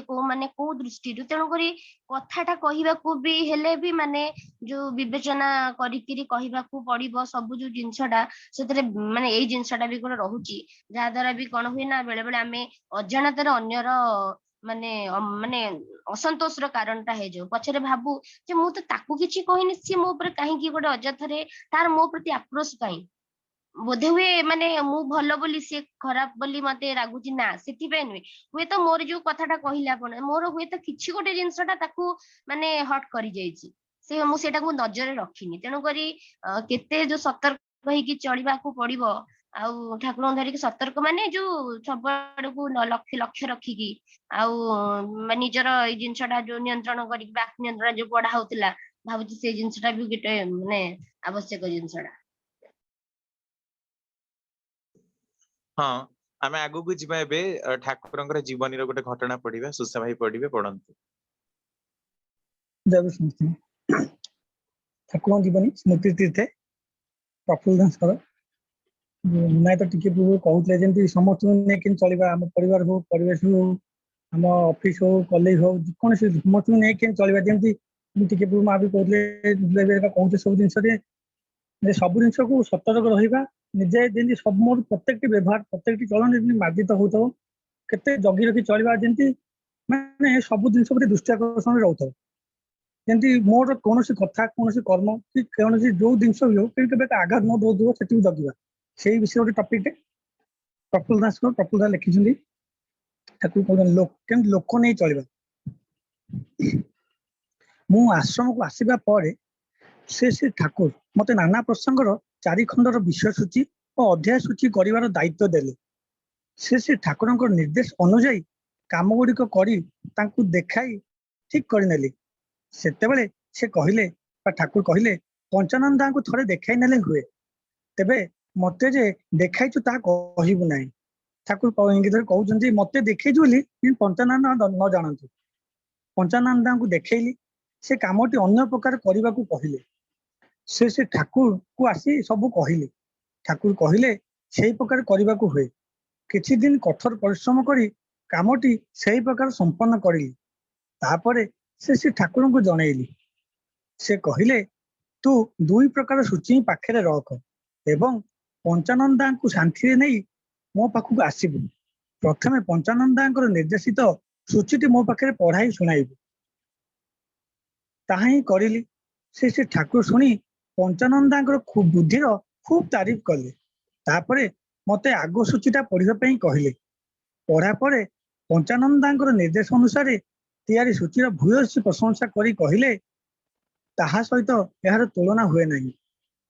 କିନ୍ତୁ ମୋ ଭଳି ବୋକା ଲୋକଙ୍କ ପକ୍ଷରେ ଏଇଟା ବୁଝିବାକୁ ସୁବିଧା। ମାନେ ତାଙ୍କ ନିଜ ଲେଖାଟା ସିଏ କହୁଛନ୍ତି ଯେ ଏଠି କହୁଛନ୍ତି ଯେ ତାଙ୍କ ଲେଖାଟା ମୁଁ ବୁଝିପାରୁଛି, କାରଣ ପଞ୍ଚାନନ୍ଦାଙ୍କର ଟିକେ ଯେହେତୁ ଉନ୍ନତ ଜିନିଷ ଥିଲା ସେଇଟା ହିଁ କହୁଛନ୍ତି। ପଞ୍ଚାନନ୍ଦା ସେତେବେଳେ ଖୁସି ମନରେ ସେଇଟା ହିଁ ପ୍ରେସରେ ଦେବାକୁ କହିଲେ। ପରେ ମୁଁ ଶ୍ରୀ ଠାକୁରଙ୍କୁ ଏକାକି କହିଲି, ଅଯଥା ପ୍ରଭୁର ଶ୍ରମ ଓ ସମୟ ନଷ୍ଟ ହେଲା, ଏଥିରେ ଲାଭ କଣ ହେଲା? ଶ୍ରୀ ଠାକୁର କହିଲେ ପଞ୍ଚନନ୍ଦାଙ୍କୁ ନ ଦେଖାଇଲେ ଏବଂ ତାଙ୍କ କଥା ନ ଶୁଣିଲେ ସେ ହୁଏତ ଭୁଲ ବୁଝିଥାନ୍ତେ, ସେଥିରେ ତାଙ୍କର କ୍ଷତି ହୋଇଥାନ୍ତା। ପରସ୍ପରକୁ ନେଇ ଚାଲିବା ଶିଖିବାକୁ ହୁଏ। ମଣିଷ ଗଢି ତୋଳିବା ମୋର ମୁଖ୍ୟ କାମ। ତୁମର ଯଦି ସହ୍ୟ, ଧୈର୍ଯ୍ୟ, ଅଧ୍ୟବସାୟ ନ ଭରେ, ସବୁ ପ୍ରକାର ଲୋକଙ୍କୁ ନେଇ ଚଳିବାକୁ ନ ଶିଖ, ତାହେଲେ ମୋର କାମ ଠିକ ଭାବେ କରିପାରିବ ନାହିଁ। ନା ୟା ପରେ ଗୋଟେ ଷ୍ଟାଞ୍ଜା ଅଛି, ଏଟା ଟିକେ ଏତିକି ବୁଝେଇ ଦିଅନ୍ତି ଭଲ ହୁଅନ୍ତା। ନାଇଁ ନାଇଁ ଆପଣ ପଢିଯାଆନ୍ତୁ, ଲାଷ୍ଟକୁ ଆଲୋଚନା କରିବା। ଠିକ ଅଛି ଆଜ୍ଞା। ମଣିଷର ପ୍ରବୃତ୍ତି ଗୁଡ଼ିକ ନିୟନ୍ତ୍ରିତ କରି ତାକୁ ଗୋଟାଏ ମଣିଷର କରି ତୋଳିବାଟା ହିଁ ମୋର ସ୍ୱାର୍ଥ। ତୁମେ କେତେ ଜଣ ମଣିଷ ଯଦି ଇଷ୍ଟଙ୍କୁ ଭଲ ପାଇ ବୃତ୍ତି ପ୍ରବୃତ୍ତିର ଉପରେ ଆଧିପତ୍ୟ ଲାଭ କରିପାର, ଅଖଣ୍ଡ ବ୍ୟକ୍ତିତ୍ୱର ଅଧିକାରୀ ହୋଇପାର ଏବଂ ତୁମମାନଙ୍କ ମଧ୍ୟରେ ଯଦି ସହଯୋଗିତା ଓ ସଂହତି ଥାଏ, ତାହେଲେ ସାରା ଭାରତର ଓ ସାରା ଜଗତର ସବୁ ସମସ୍ୟାର ସମାଧାନ ତୁମେ ହିଁ କରିପାରିବ। ତୁମେମାନେ ହିଁ ସେତେବେଳେ ହେବ ପରମ ପିତାଙ୍କର ଯନ୍ତ୍ର ସ୍ୱରୂପ। ସେ ତୁମମାନଙ୍କ ମଧ୍ୟ ଦେଇ କାମ କରିବେ। ଇଷ୍ଟ ସ୍ୱାର୍ଥ ପ୍ରତିଷ୍ଠା ଛଡା ଯେଉଁମାନଙ୍କର ଅନ୍ୟ କୌଣସି ଧନ୍ଦା ରହିବ ନାହିଁ, ସେଇମାନେ ହିଁ ପରମ ପିତାଙ୍କର ବିଶ୍ୱ ମଙ୍ଗଳ ଯଜ୍ଞର ହୋତା ହୋଇପାରିବେ। ଗୋଟେ ବାଣୀ ଅଛି, ଶୂନ କରି ରଖ ତୋର ବଂଶୀ, ବଜାଇବାର ଯିଏ ବଜାଇବା ଆସି। ପ୍ରକୃତିର ହିଁ ଧର୍ମ ଏହିଭଳି, ଶୂନ୍ୟ ଯାହା ତାହା ଭରେଇ ଦେବା। ଇଷ୍ଟାର୍ଥରେ ହୁଅ ଅବାଧ ଉଜାଡ, ପଦେ ପଦେ ଫଳିବ ମେୱା। ତୁମେ ଏକା ଯଦି ପୁରାପୁରି ମୋର ହୋଇପାର, ତାହେଲେ ଦେଖିବାକୁ ପାଇବ ଦୁନିଆରେ କି ଅଘଟଣ ଘଟିଯିବ। ନାଇଁ ଏତିକି।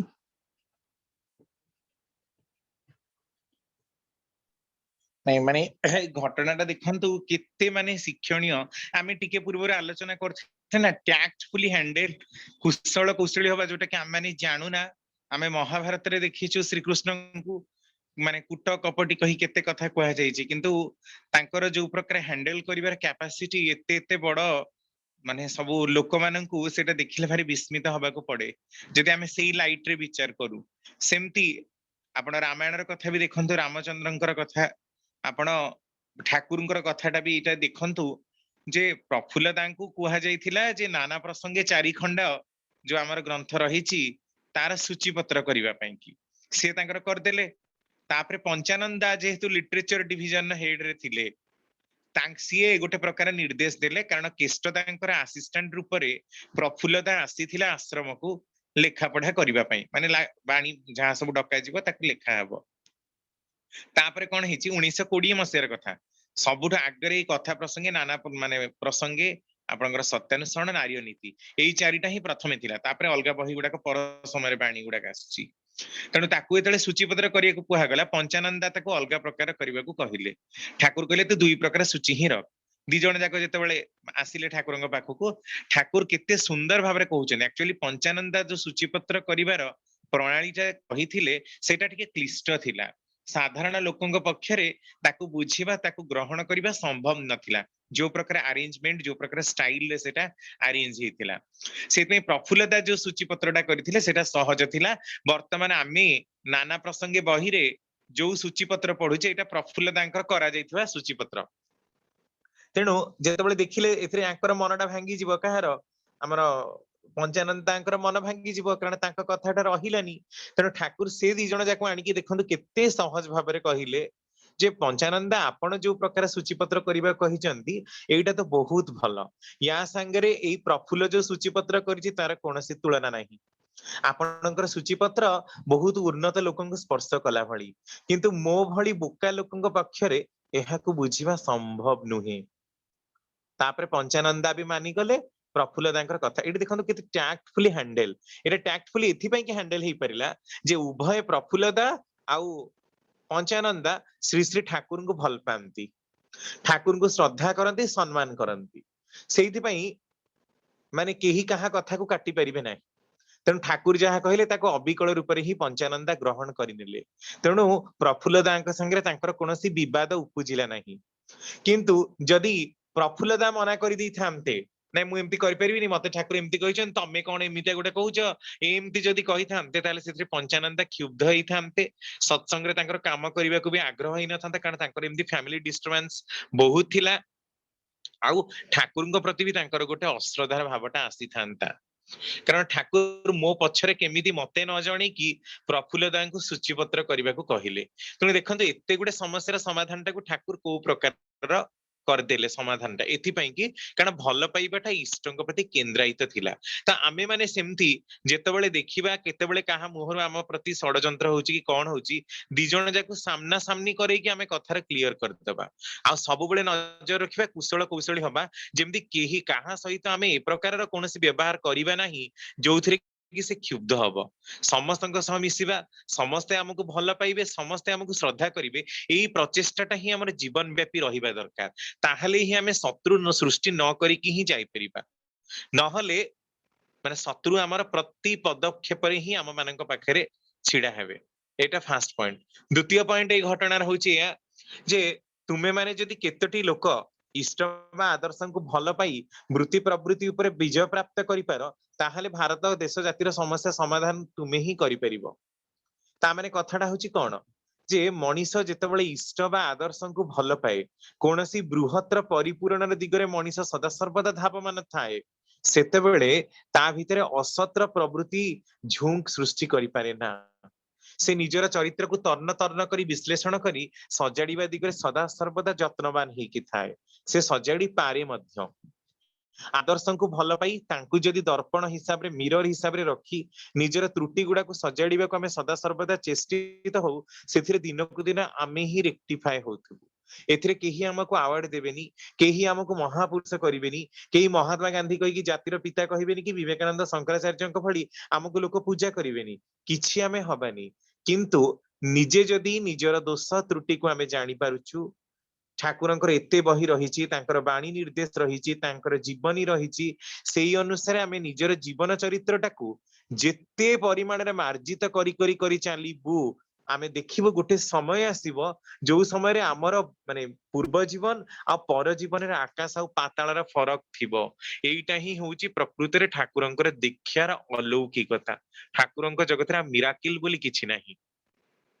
कामुक मद्यप जदि इष्टनिष्ठ हैला, दुष्ट चरित्र लोक जदि साधु हैला, ताहले याठू बळी आउ अलौकिकता कोन थाई पारे। तेणु एइटा ही आम मानकर जीवन रो पुंजी जे आमे माने जहा थिलु आम मानकर प्रारब्ध काटी आज आमे माने गोटे उन्नत सोपान रे पहुंचीचु जहा कि साधारण भाव में आत्मिक उन्नति क्रम रे आम मानकर हेई न थांता। एइटा ही ठाकुरंकु धरिबार आम मानकर सार्थकता आ तांकु धरि चालिबार आम मानकर माने प्रकृत उद्देश्यटा। तेणु आमे निजको जेते परिमाणर सजाड़ी परिबा, जेते परिमाणर दोषरु निजको रिहाई करि परिबा, सेइटा ही आम मानकर जीवन रो मुक्ति रो चाबिकाठी, सफलतार चाबिकाठी। नले प्रति पद पदक्षेप रे ही आम मानकर चलणी प्रति भय रहिछि, आमे सेथिरु सुधुरी परिबा नाही। तेणु आम मानकर जीवन चलना सकाळु उठिबारु रात्रि सोइला पर्यंत श्री श्री ठाकुरଙ୍କ प्रदत्त विधि माफिक होउछि त, ताहा शास्त्रानुमोदित त, जहा कुहा जाइछि आमे माने करिबाकू चेष्टा करूछु त। जदि ता न करी केवल सत्संग रे आसी जय गुरु करू आउ वर्षकू थरे आसी माने जेमि हाजिरा पकांती सेमति उपस्थापना जदि पकेई की जाऊ ताले सेथिरे आम मानकर किछि होबनी। जीवनटा दिनकू दिन न्यून स्तर को पळेई जीवो। दीक्षा नै कि भी हमर किछि हे परिबनी। आमको करिबा ऊपर छिड़ा हबाकू पड़िबो। आम मानकर व्यक्तिगत चरित्र, कूट कपट नीति, द्वंद्वी वृत्ति, चारित्रिक त्रुटि गुड़ा को रीतिमत सजाड़िबाकू पड़िबो। ताहले जे आम मानकर उन्नतिटा संभव, नहले नुहे। जदि आउ काहार किछि पचारिबार अछि ताहले पचारंतु घटनारू। नहीं वर्तमान समय तो गोटे अच्छी जे नाना मुनि नाना मत माने जेते लोक सेते मत हम समस्ते आमे भी देखु ये घर परिवार भी देखु आम जेकोसी आम प्रोफेशनल लाइफ देखु पर्सनल लाइफ देखु देखो मत तो भ्यारी करुच्ची प्रत्येक ये प्रत्येक सब जिन भितर समस्त नहीं चलवा यहाँ केते दूर संभव आमको माने को कैरेक्टर अधिकारी हवा दरकार आक्चुअली को जिन कौटी माने स्पेशली हम जगिया दरकार ना ना ये जिनटा को मुझे जगि मोर ये भूलटा रोचे एति मार्जित करी कौ जिनटा जगिले एटलिस्ट देखो ना ये तो परम पिता कथा यहाँ तो निर्भुल जिन कितु जे या द्वारा हो पारे एक कथा ना कि कौन कौन जिनटा स्पेशली आमको जगिया पड़ो आ समस्त नहीं चलवा ये तो छोटिया कथा भी नुह यहाँ केते दूर कौन हो पारे कौ क्यारेक्टर बेसी स्पेशलाइज जगिया पड़ो। प्रथम कथा होउची इष्ट बा आदर्शंक प्रति श्रद्धा युक्त हबा, बापा मांक प्रति श्रद्धा युक्त हबा, गुरु गुरुजनक प्रति, पूर्व पूर्व गुरु मानक प्रति, कृष्टि चलणी ऐतिह्य परंपरा यही सब प्रति श्रद्धा युक्त हबा। कारण आमे अनेक लोकों को आपण माने देखिबे अनेक मैक्स माने लोक अछंती ठाकुरंकर दीक्षा नेइचंदी बोली आउ पूजा पार्वण किछि करंतिनी। एई प्रकार हेले आमको समाज रो लोक माने तो कि भल पाइबेनी तामाने एमानक दीक्षा नै कि लोक माने पूजा पाठ करू नाहंती बोली कहिबे। अनेक लोक अछंती ए जो अनेक लोक कहूची अनेक माने हमर सत्संग रे गुरु भाई गुरुमा माने को देखा जाए से माने अजथा भाव रे सूचिबाईग्रस्त हुअंती जहार प्रकृत पक्षरे प्रयोजन नाही। जदि से प्रकार करू ताहले आमे तो बहिर समाज रे दूरे जीवु। तेणु समस्तंकु नहीं चलिबाकू हेले समस्तंको ताଳରେ ताଳ मिलेइबाकू पड़े, जुग माफिक ही चलिबाकू पड़े, किंतु ता बोली निजत्व को बाद देई नुहे। जोठी आम मानकर अस्तित्व क्षुर्ण हब, जोठी आम मानकर परंपरा इष्ट कृष्टि विमुख हब, जोठी आम मानकर चलणी आम मानकर संस्कार आ ऐतिह्य को नष्ट करदब, सेही समस्त प्रकारर चलणी को आमे एकदम भाव निरसन करने को हब। मिनिमम जदि एतिकी जिनस को आमे माने नजर रखू ताहले आम मानक प्रति लोक माने श्रद्धाशील हेबे। आमे जदि एक पाक्षिक हो नाई नाई एटा एमिति हबनी माने एमिति हबनी कही जदि जुक्ति धरी बसु जिदी धरू बसु ताहले घर लोक भी हमको भल पाइबेनी कि बाहर लोक मानक संगे भी आमे चली परिबानी। निजर प्रिंसिपल आमे स्ट्रिक्ट रहिबा अतुट रहिबा एटा भलो, किंतु ता बोली अलगा 5 जन को सेथिरे आघात आमे पहुंचेबा ता किंतु ठीक नुहे। जेमती गोटे कथा देखा मिले बड़दा जीवन रे थरे बड़दा मार्केट जाउथिले, बहुत सारा लोक माने भी तांका संगे थिले, अलगा रीतिक बहुत थिले। ମାଛ ମାର୍କେଟ ମାନେ ବାଟରେ ପଡିଛି, ମାଛ ମାର୍କେଟ ଦେଇକି ସେ ଚାଲିକି ଯାଉଛନ୍ତି। ସବୁ ଆମର ଅଲଗା ଯୋଉ ଲୋକମାନେ ଥିଲେ ସେମାନେ କଣ କଲେ ନା ମାଛ କୁ ଦୂରରୁ ଛେପ ପକେଇବାକୁ ଲାଗିଲେ। ଛି ଛି କେତେ ଗନ୍ଧ ହଉଛି, ଛେପ ପକେଇବାକୁ ଲାଗିଲେ, ଦୁନିଆ ପ୍ରକାରର କଥାବାର୍ତ୍ତା କରିବାକୁ ଲାଗିଲେ। ବଡଦା ଆଗରେ ଚାଲିକି ଯାଉଛନ୍ତି। ସେତେବେଳେ ବଡଦା ସମସ୍ତଙ୍କୁ କଡା ନିର୍ଦ୍ଦେଶ ଦେଲେ, କହିଲେ ସାବଧାନ, କାହା ପାଟିରୁ ଯେମିତି କୌଣସି କଥା ବି ନ ବାହାରେ ମାଛ ମାନଙ୍କ ପ୍ରତି, ଆଉ କେହି ଯେମିତି ଛେପ ନ ପକାଅ, କାରଣ ସେମାନେ ବି ଗୋଟେ ଜୀବ, ଆଉ ତାକୁ ମଧ୍ୟ ଲୋକ ଖାଉଛନ୍ତି। ତୁମେ ଛେପ କାହିଁକି ପକଉଛ? ତୁମେ ମାନେ ଏଠିକି ଆସିବା ପୂର୍ବରୁ କଣ ତୁମେ ମାନେ ମାଛ ଖାଉନଥିଲ? ତାପରେ ସମସ୍ତେ ଚୁପ। ଯଦି ମୁଁ ସେଇ ଚଳଣିରେ ଦିନେ ଥିଲି, ଆଜି ଟିକେ ମୋର ସେଇ ମାନେ ଚଳଣି ବିଷୟରେ ଅଜ୍ଞତାଟା କଟିଛି, ଟିକେ ଉପରକୁ ଆସିଛି, ତା ବୋଲି କଣ ଅଲଗା ମାନଙ୍କୁ ହୀନ ଭାବିବି? ତା ବୋଲି କଣ ଅଲଗା ମାନଙ୍କୁ ନିନ୍ଦା କୁଶ୍ଚାରଟନା କରି ନିଜକୁ ବଡ ବୋଲି ପ୍ରମାଣିତ କରିବି? ତାହେଲେ ମୋର ଆଉ ବଡ ହବାର ଦାମଟା ବି କୋଉଠି? ଠାକୁରଙ୍କର ଯୋଉ କଥା ନା, ଅନ୍ୟକୁ ଯେତେ କରିବୁ ବଡ, ନିଜେ ହିଁ ବଡ ହବୁରେ ତୁହି। ବଡ ହବାର ଗୋଟିଏ ମାର୍ଗ, ଗୋଟିଏ ଛଡା ଦୁଇଟା ନାହିଁ। କଥାଟା ହଉଛି ସେଇଆ। ମୁଁ ମଧ୍ୟ ସେଇ ଚଳଣିରେ ହିଁ ଥିଲି ପୂର୍ବରୁ। ଆଜି ଟିକେ ଉଠି ଆସିଛି ବୋଲି ଏତେ ଦର୍ପ ଦେଖେଇ ହବାର କିଛି ଆବଶ୍ୟକତା ନାହିଁ। ତାପରେ ବଡଦାଙ୍କ ନିର୍ଦ୍ଦେଶରେ ସମସ୍ତେ ସେ ମାଛ ମାର୍କେଟ ଅତିକ୍ରମ କଲା ଯାଏ କେହି ଫୁସଫୁସ ବି ହେଇନାହାନ୍ତି, କି ପାଟି ମଧ୍ୟ କରିନାହାନ୍ତି। ଏଇ କଥା କଣ ପ୍ରମାଣ କରୁଛି? ଏଇଆ ପ୍ରମାଣ କରୁଛି ଯେ ଆମେ ମାନେ କୌଣସି ଜିନିଷକୁ କେବେ ହେଲେ ମାନେ ଭୁଲ ବୋଲି ଅସ୍ୱୀକାର କରିବା ନାହିଁ। ଯାହାର ଯୋଉ ପ୍ରକାରର ବିଶ୍ୱାସ ରହିଛି, ପରମ୍ପରା ରହିଛି, ତାକୁ ଆମେ ଶ୍ରଦ୍ଧା କରିବା, ସମ୍ମାନ କରିବା। ଆଉ ସେମାନଙ୍କର ବୁଝେଇବା ମାଫିକ ଯଦି ଆମେ ତାଙ୍କୁ ବୁଝେଇ ଦଉ ଯେ ସେଇ ଚଳଣି ଭିତରେ କୋଉଠି ତ୍ରୁଟି ରହିଛି, ଆଉ ସେଇଟା କିପରି ତାଙ୍କ ମାନଙ୍କ ପାଖରେ କ୍ଷତିକାରକ, ତାହେଲେ ସେମାନେ ସେଇଟା ବୁଝି ତାକୁ ତ୍ୟାଗ କରିବେ। ଯଦି ଆମେ ଅଯଥା ଯୁକ୍ତି ତର୍କ କରି ସମସ୍ତଙ୍କର ଅଶ୍ରଦ୍ଧାର ପାତ୍ର ହଉ, ସମସ୍ତଙ୍କର ଅହଂରେ ଆଘାତ ଦଉ, ତାହେଲେ କିନ୍ତୁ ଆମେ କାହାର ନିଜର ହୋଇପାରିବା ନାହିଁ। ସ୍ପଷ୍ଟବାଦୀ ହୁଅ, କିନ୍ତୁ ମିଷ୍ଟଭାଷୀ ହୁଅ। କିନ୍ତୁ ସ୍ପଷ୍ଟବାଦୀ ଲୋକମାନେ କାହିଁକି ମିଷ୍ଟଭାଷୀ ନୁହନ୍ତି? କାରଣ ସ୍ପଷ୍ଟବାଦୀ ଲୋକମାନେ ନିଜକୁ ଅଲଗା ମାନଙ୍କଠୁ ବଡ ବୋଲି ମନେ କରନ୍ତି। ଭାବନ୍ତି ଆମେ ଠିକ କଥା କହୁଛୁ, ସତ କଥା କହୁଛୁ, ମାନେ ସେଇଟା ପୁରା ସମସ୍ତଙ୍କୁ ପୁରା ଏକାବେଳେ ମାନେ କଣ କହିଲେ ସୁହେଇବ। କିନ୍ତୁ ସେମିତି ତ ହୁଏନି ନା। ସମସ୍ତଙ୍କର ବୁଝିବାଟା, ସମସ୍ତଙ୍କର କରିବାଟା ତ ଏକା ପ୍ରକାର ନୁହେଁ। ତେଣୁ ଅଯଥାରେ କାହାର କ୍ରୋଧର ପାତ୍ର ହବା, ଅଯଥା ମାନେ ଯୋଉ ବିପତ୍ତିକୁ ଡାକି ଆଣିବାଟା କୌଣସି ବୁଦ୍ଧିମାନ ଲୋକ କାମର ମାନେ ବୁଦ୍ଧିମାନ ଲୋକର କାମ ନୁହେଁ। ତେଣୁ କୁଶଳ କୌଶଳୀ ହବା ଦରକାର। ଯୋଉ ସ୍ଥଳରେ ଯେ ପ୍ରକାର ବ୍ୟବହାର କରିବା ଦରକାର ସେମିତି ନର୍ମାଲ ବ୍ୟବହାର କରିବା ଦରକାର। ସୁବିଧା ପାଇଲେ, ସୁଯୋଗ ପାଇଲେ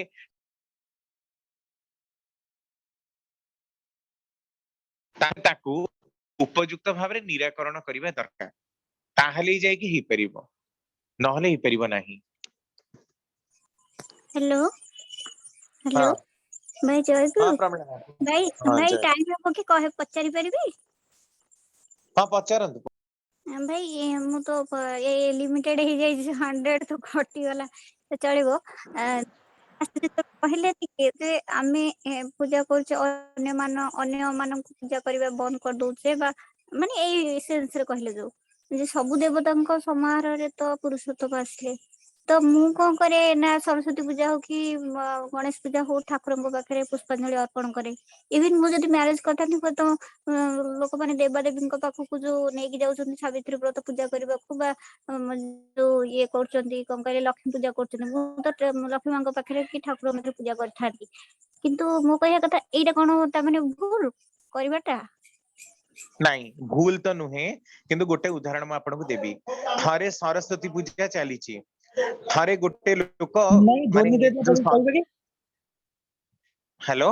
ନାଇଁ ଧ୍ୱନି ଦେଇ ସାରିଲା ପରେ, ଧ୍ୱନି ଦେଇ ସାରିଲା ପରେ ହଁ କହିଲେ ହବ? ହଁ ଧ୍ୱନି ଦବା, କିଛି ବ୍ୟସ୍ତ ହୁଅନ୍ତୁନି, ଧ୍ୱନି ଦବା। ଆଜ୍ଞା ମାନେ ଆଜ୍ଞା। ସରସ୍ଵତୀ ପୂଜା ଚାଲିଛି, ଗୋଟେ ଲୋକ କଣ କଲା ନା ସରସ୍ଵତୀଙ୍କ ଏଇ ଯୋଉ ଠାକୁରଙ୍କ ଉପରେ ପୁଷ୍ପାଞ୍ଜଳି ଦେଇଦେଲା। ଠାକୁର କହିଲେ ଏମିତି କରିବୁନି। ସରସ୍ଵତୀ ଠାକୁର ନିଜେ ସରସ୍ୱତୀଙ୍କ ଉପରେ ପୁଷ୍ପାଞ୍ଜଳି ଦଉଛନ୍ତି, ତାମାନେ କଥା ହଉଛି କଣ, ଶହ ଶହ ଲୋକଙ୍କର ବିଶ୍ୱାସର କଥା। ଆଜି ଶ୍ରୀ ଶ୍ରୀ ଠାକୁର ଆସିଛନ୍ତି ଏକଥା ସତ, କିନ୍ତୁ ହଜାର ହଜାର ବର୍ଷ ଧରି ଯୋଉ ପରମ୍ପରାଟାକୁ ବି ଦିଆଯାଇଛି ସେଟା ଭୁଲ ନୁହେଁ। ତା ପଛରେ କଣ କାରଣ ରହିଛି ତାକୁ ଆମେ ବିଶ୍ଳେଷଣ କରିବା। ଆମେ ଆମର ଘରେ ଶ୍ରୀ ଶ୍ରୀ ଠାକୁରଙ୍କ ସରସ୍ୱତୀ ରୂପରେ ପୂଜା କରିପାରୁ, ଗଣେଶଙ୍କ ରୂପରେ ପୂଜା କରିପାରୁ, ମାନେ ବହୁତ ଭଲ କଥା। से ठाकुर कहते तुम ठाकुर सीना तुम मान बहुत किछि किंतु बाहर लोक माने तो किछि जानंतिनी ना तेणु हजार हजार लोकंकर विश्वास को आघात पहुंचे कि तांकर शत्रु हेइ जिबा एटा भी बुद्धिमान लोकर काम नुहे आपण आपणक घरे किछि भी करि पारंती सेथिरे किछि असुविधा नाही किंतु सर्वसमक्षरे जाई आपण तार जदि विरोध करंती ताहले आपण शत्रुतार शिकार हेबे तो कथा होछि सेही प्रकार समस्तंकर मन नहीं चलिबा दरकार आज भी तो ठाकुर माने परिवार रे आपण देखिबे सरस्वती पूजा गणेश पूजा सब हुए से माने कोन जानि नाहंती जे प्रकृत रे गणेश पूजार तत्व कोन सरस्वती पूजार तत्व कोन ना दुर्गा पूजार तत्व कोन तापरि भी काहे कि होछि एथिपई होछि जो चिन्मयी मूर्ति भितरे जहा को देखा जाइछि ता भितरे किछि रहस्य रहिछि ता भितरे किछि तत्व रहिछि जे पर्यंत सर्वसमक्षरे लोखर बोध चक्षुरे ताहा फुटी न उठिछि सिए ताकू ग्रहण करि परिबो नाही तेणु आमे हमर बुझिबार कथा आमे बुझिबा किंतु लोक मानकर सामना रे तांकर विरोधर पात्र हबानी एहा होछि कुशल कौशलर नीति तो आपणक करिबारे किछि भूल नाही कारण समस्त देवतांकर समाहार ही पुरुषोत्तम को सृष्टि किंतु कथा होछि शह शह लोकन को आघात करी आमे सेठी व्याघात सृष्टि करिबानी आमे हमर घरे करि पारंती हमर मन मानिला सेथिरे किछि असुविधा नाही किंतु सर्व लोक माने जहा करछन्ती सेथिरे मध्ये हमें विरोध करिबानी कारण हजार हजार वर्ष धरि जो परंपरा गडी आसीछि ता भितरे किछि हुए तो अंधविश्वास भी थाई पारे किछि सत्यता भी रहिछि संपूर्ण रूप रे जे मिथ्या ता कहि एडै दिया जे पारे ना से कारण को जानिबा तत्व को जानिबा आ श्री श्री ठाकुरकर मत को सर्वोपरि आमे निजे ग्रहण करी तांकर चलनी को मानि चलिबा एटा ही आम मानक जीवन प्रकृत उद्धार पंथा जय गुरु एबे आमे ध्वनि दबा हां वंदे पुरुषोत्तमं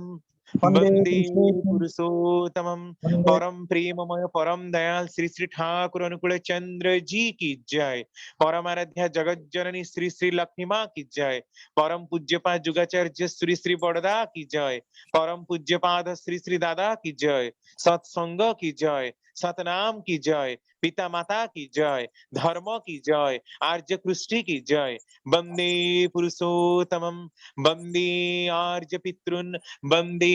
मातृवर्गान् वंदे हं कृष्टि दैवतान् वंदे पुरुषोत्तमं वंदे पुरुषोत्तमं परम प्रेममय परम दयाल जुग पुरुषोत्तम श्री श्री ठाकुर अनुकूल चंद्र जी की जय जय गुरु समस्त जय गुरु सुसाई मुन्नाई जय गुरु समस्तଙ୍କୁ जय गुरु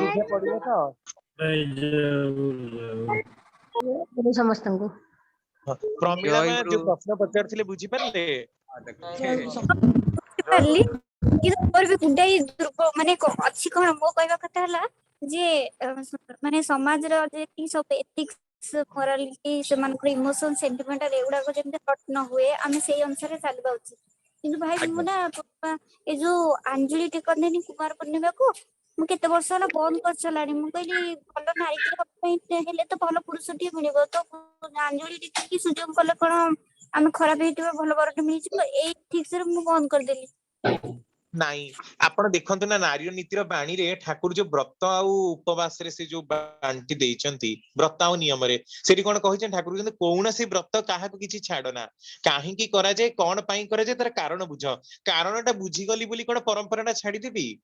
ମାନେ ମୁଁ ଜାଣିଲି ଦୁର୍ଗା ପୂଜାର ତାତ୍ପର୍ଯ୍ୟଟା କଣ ଛାଡିଲି ତା ବୋଲି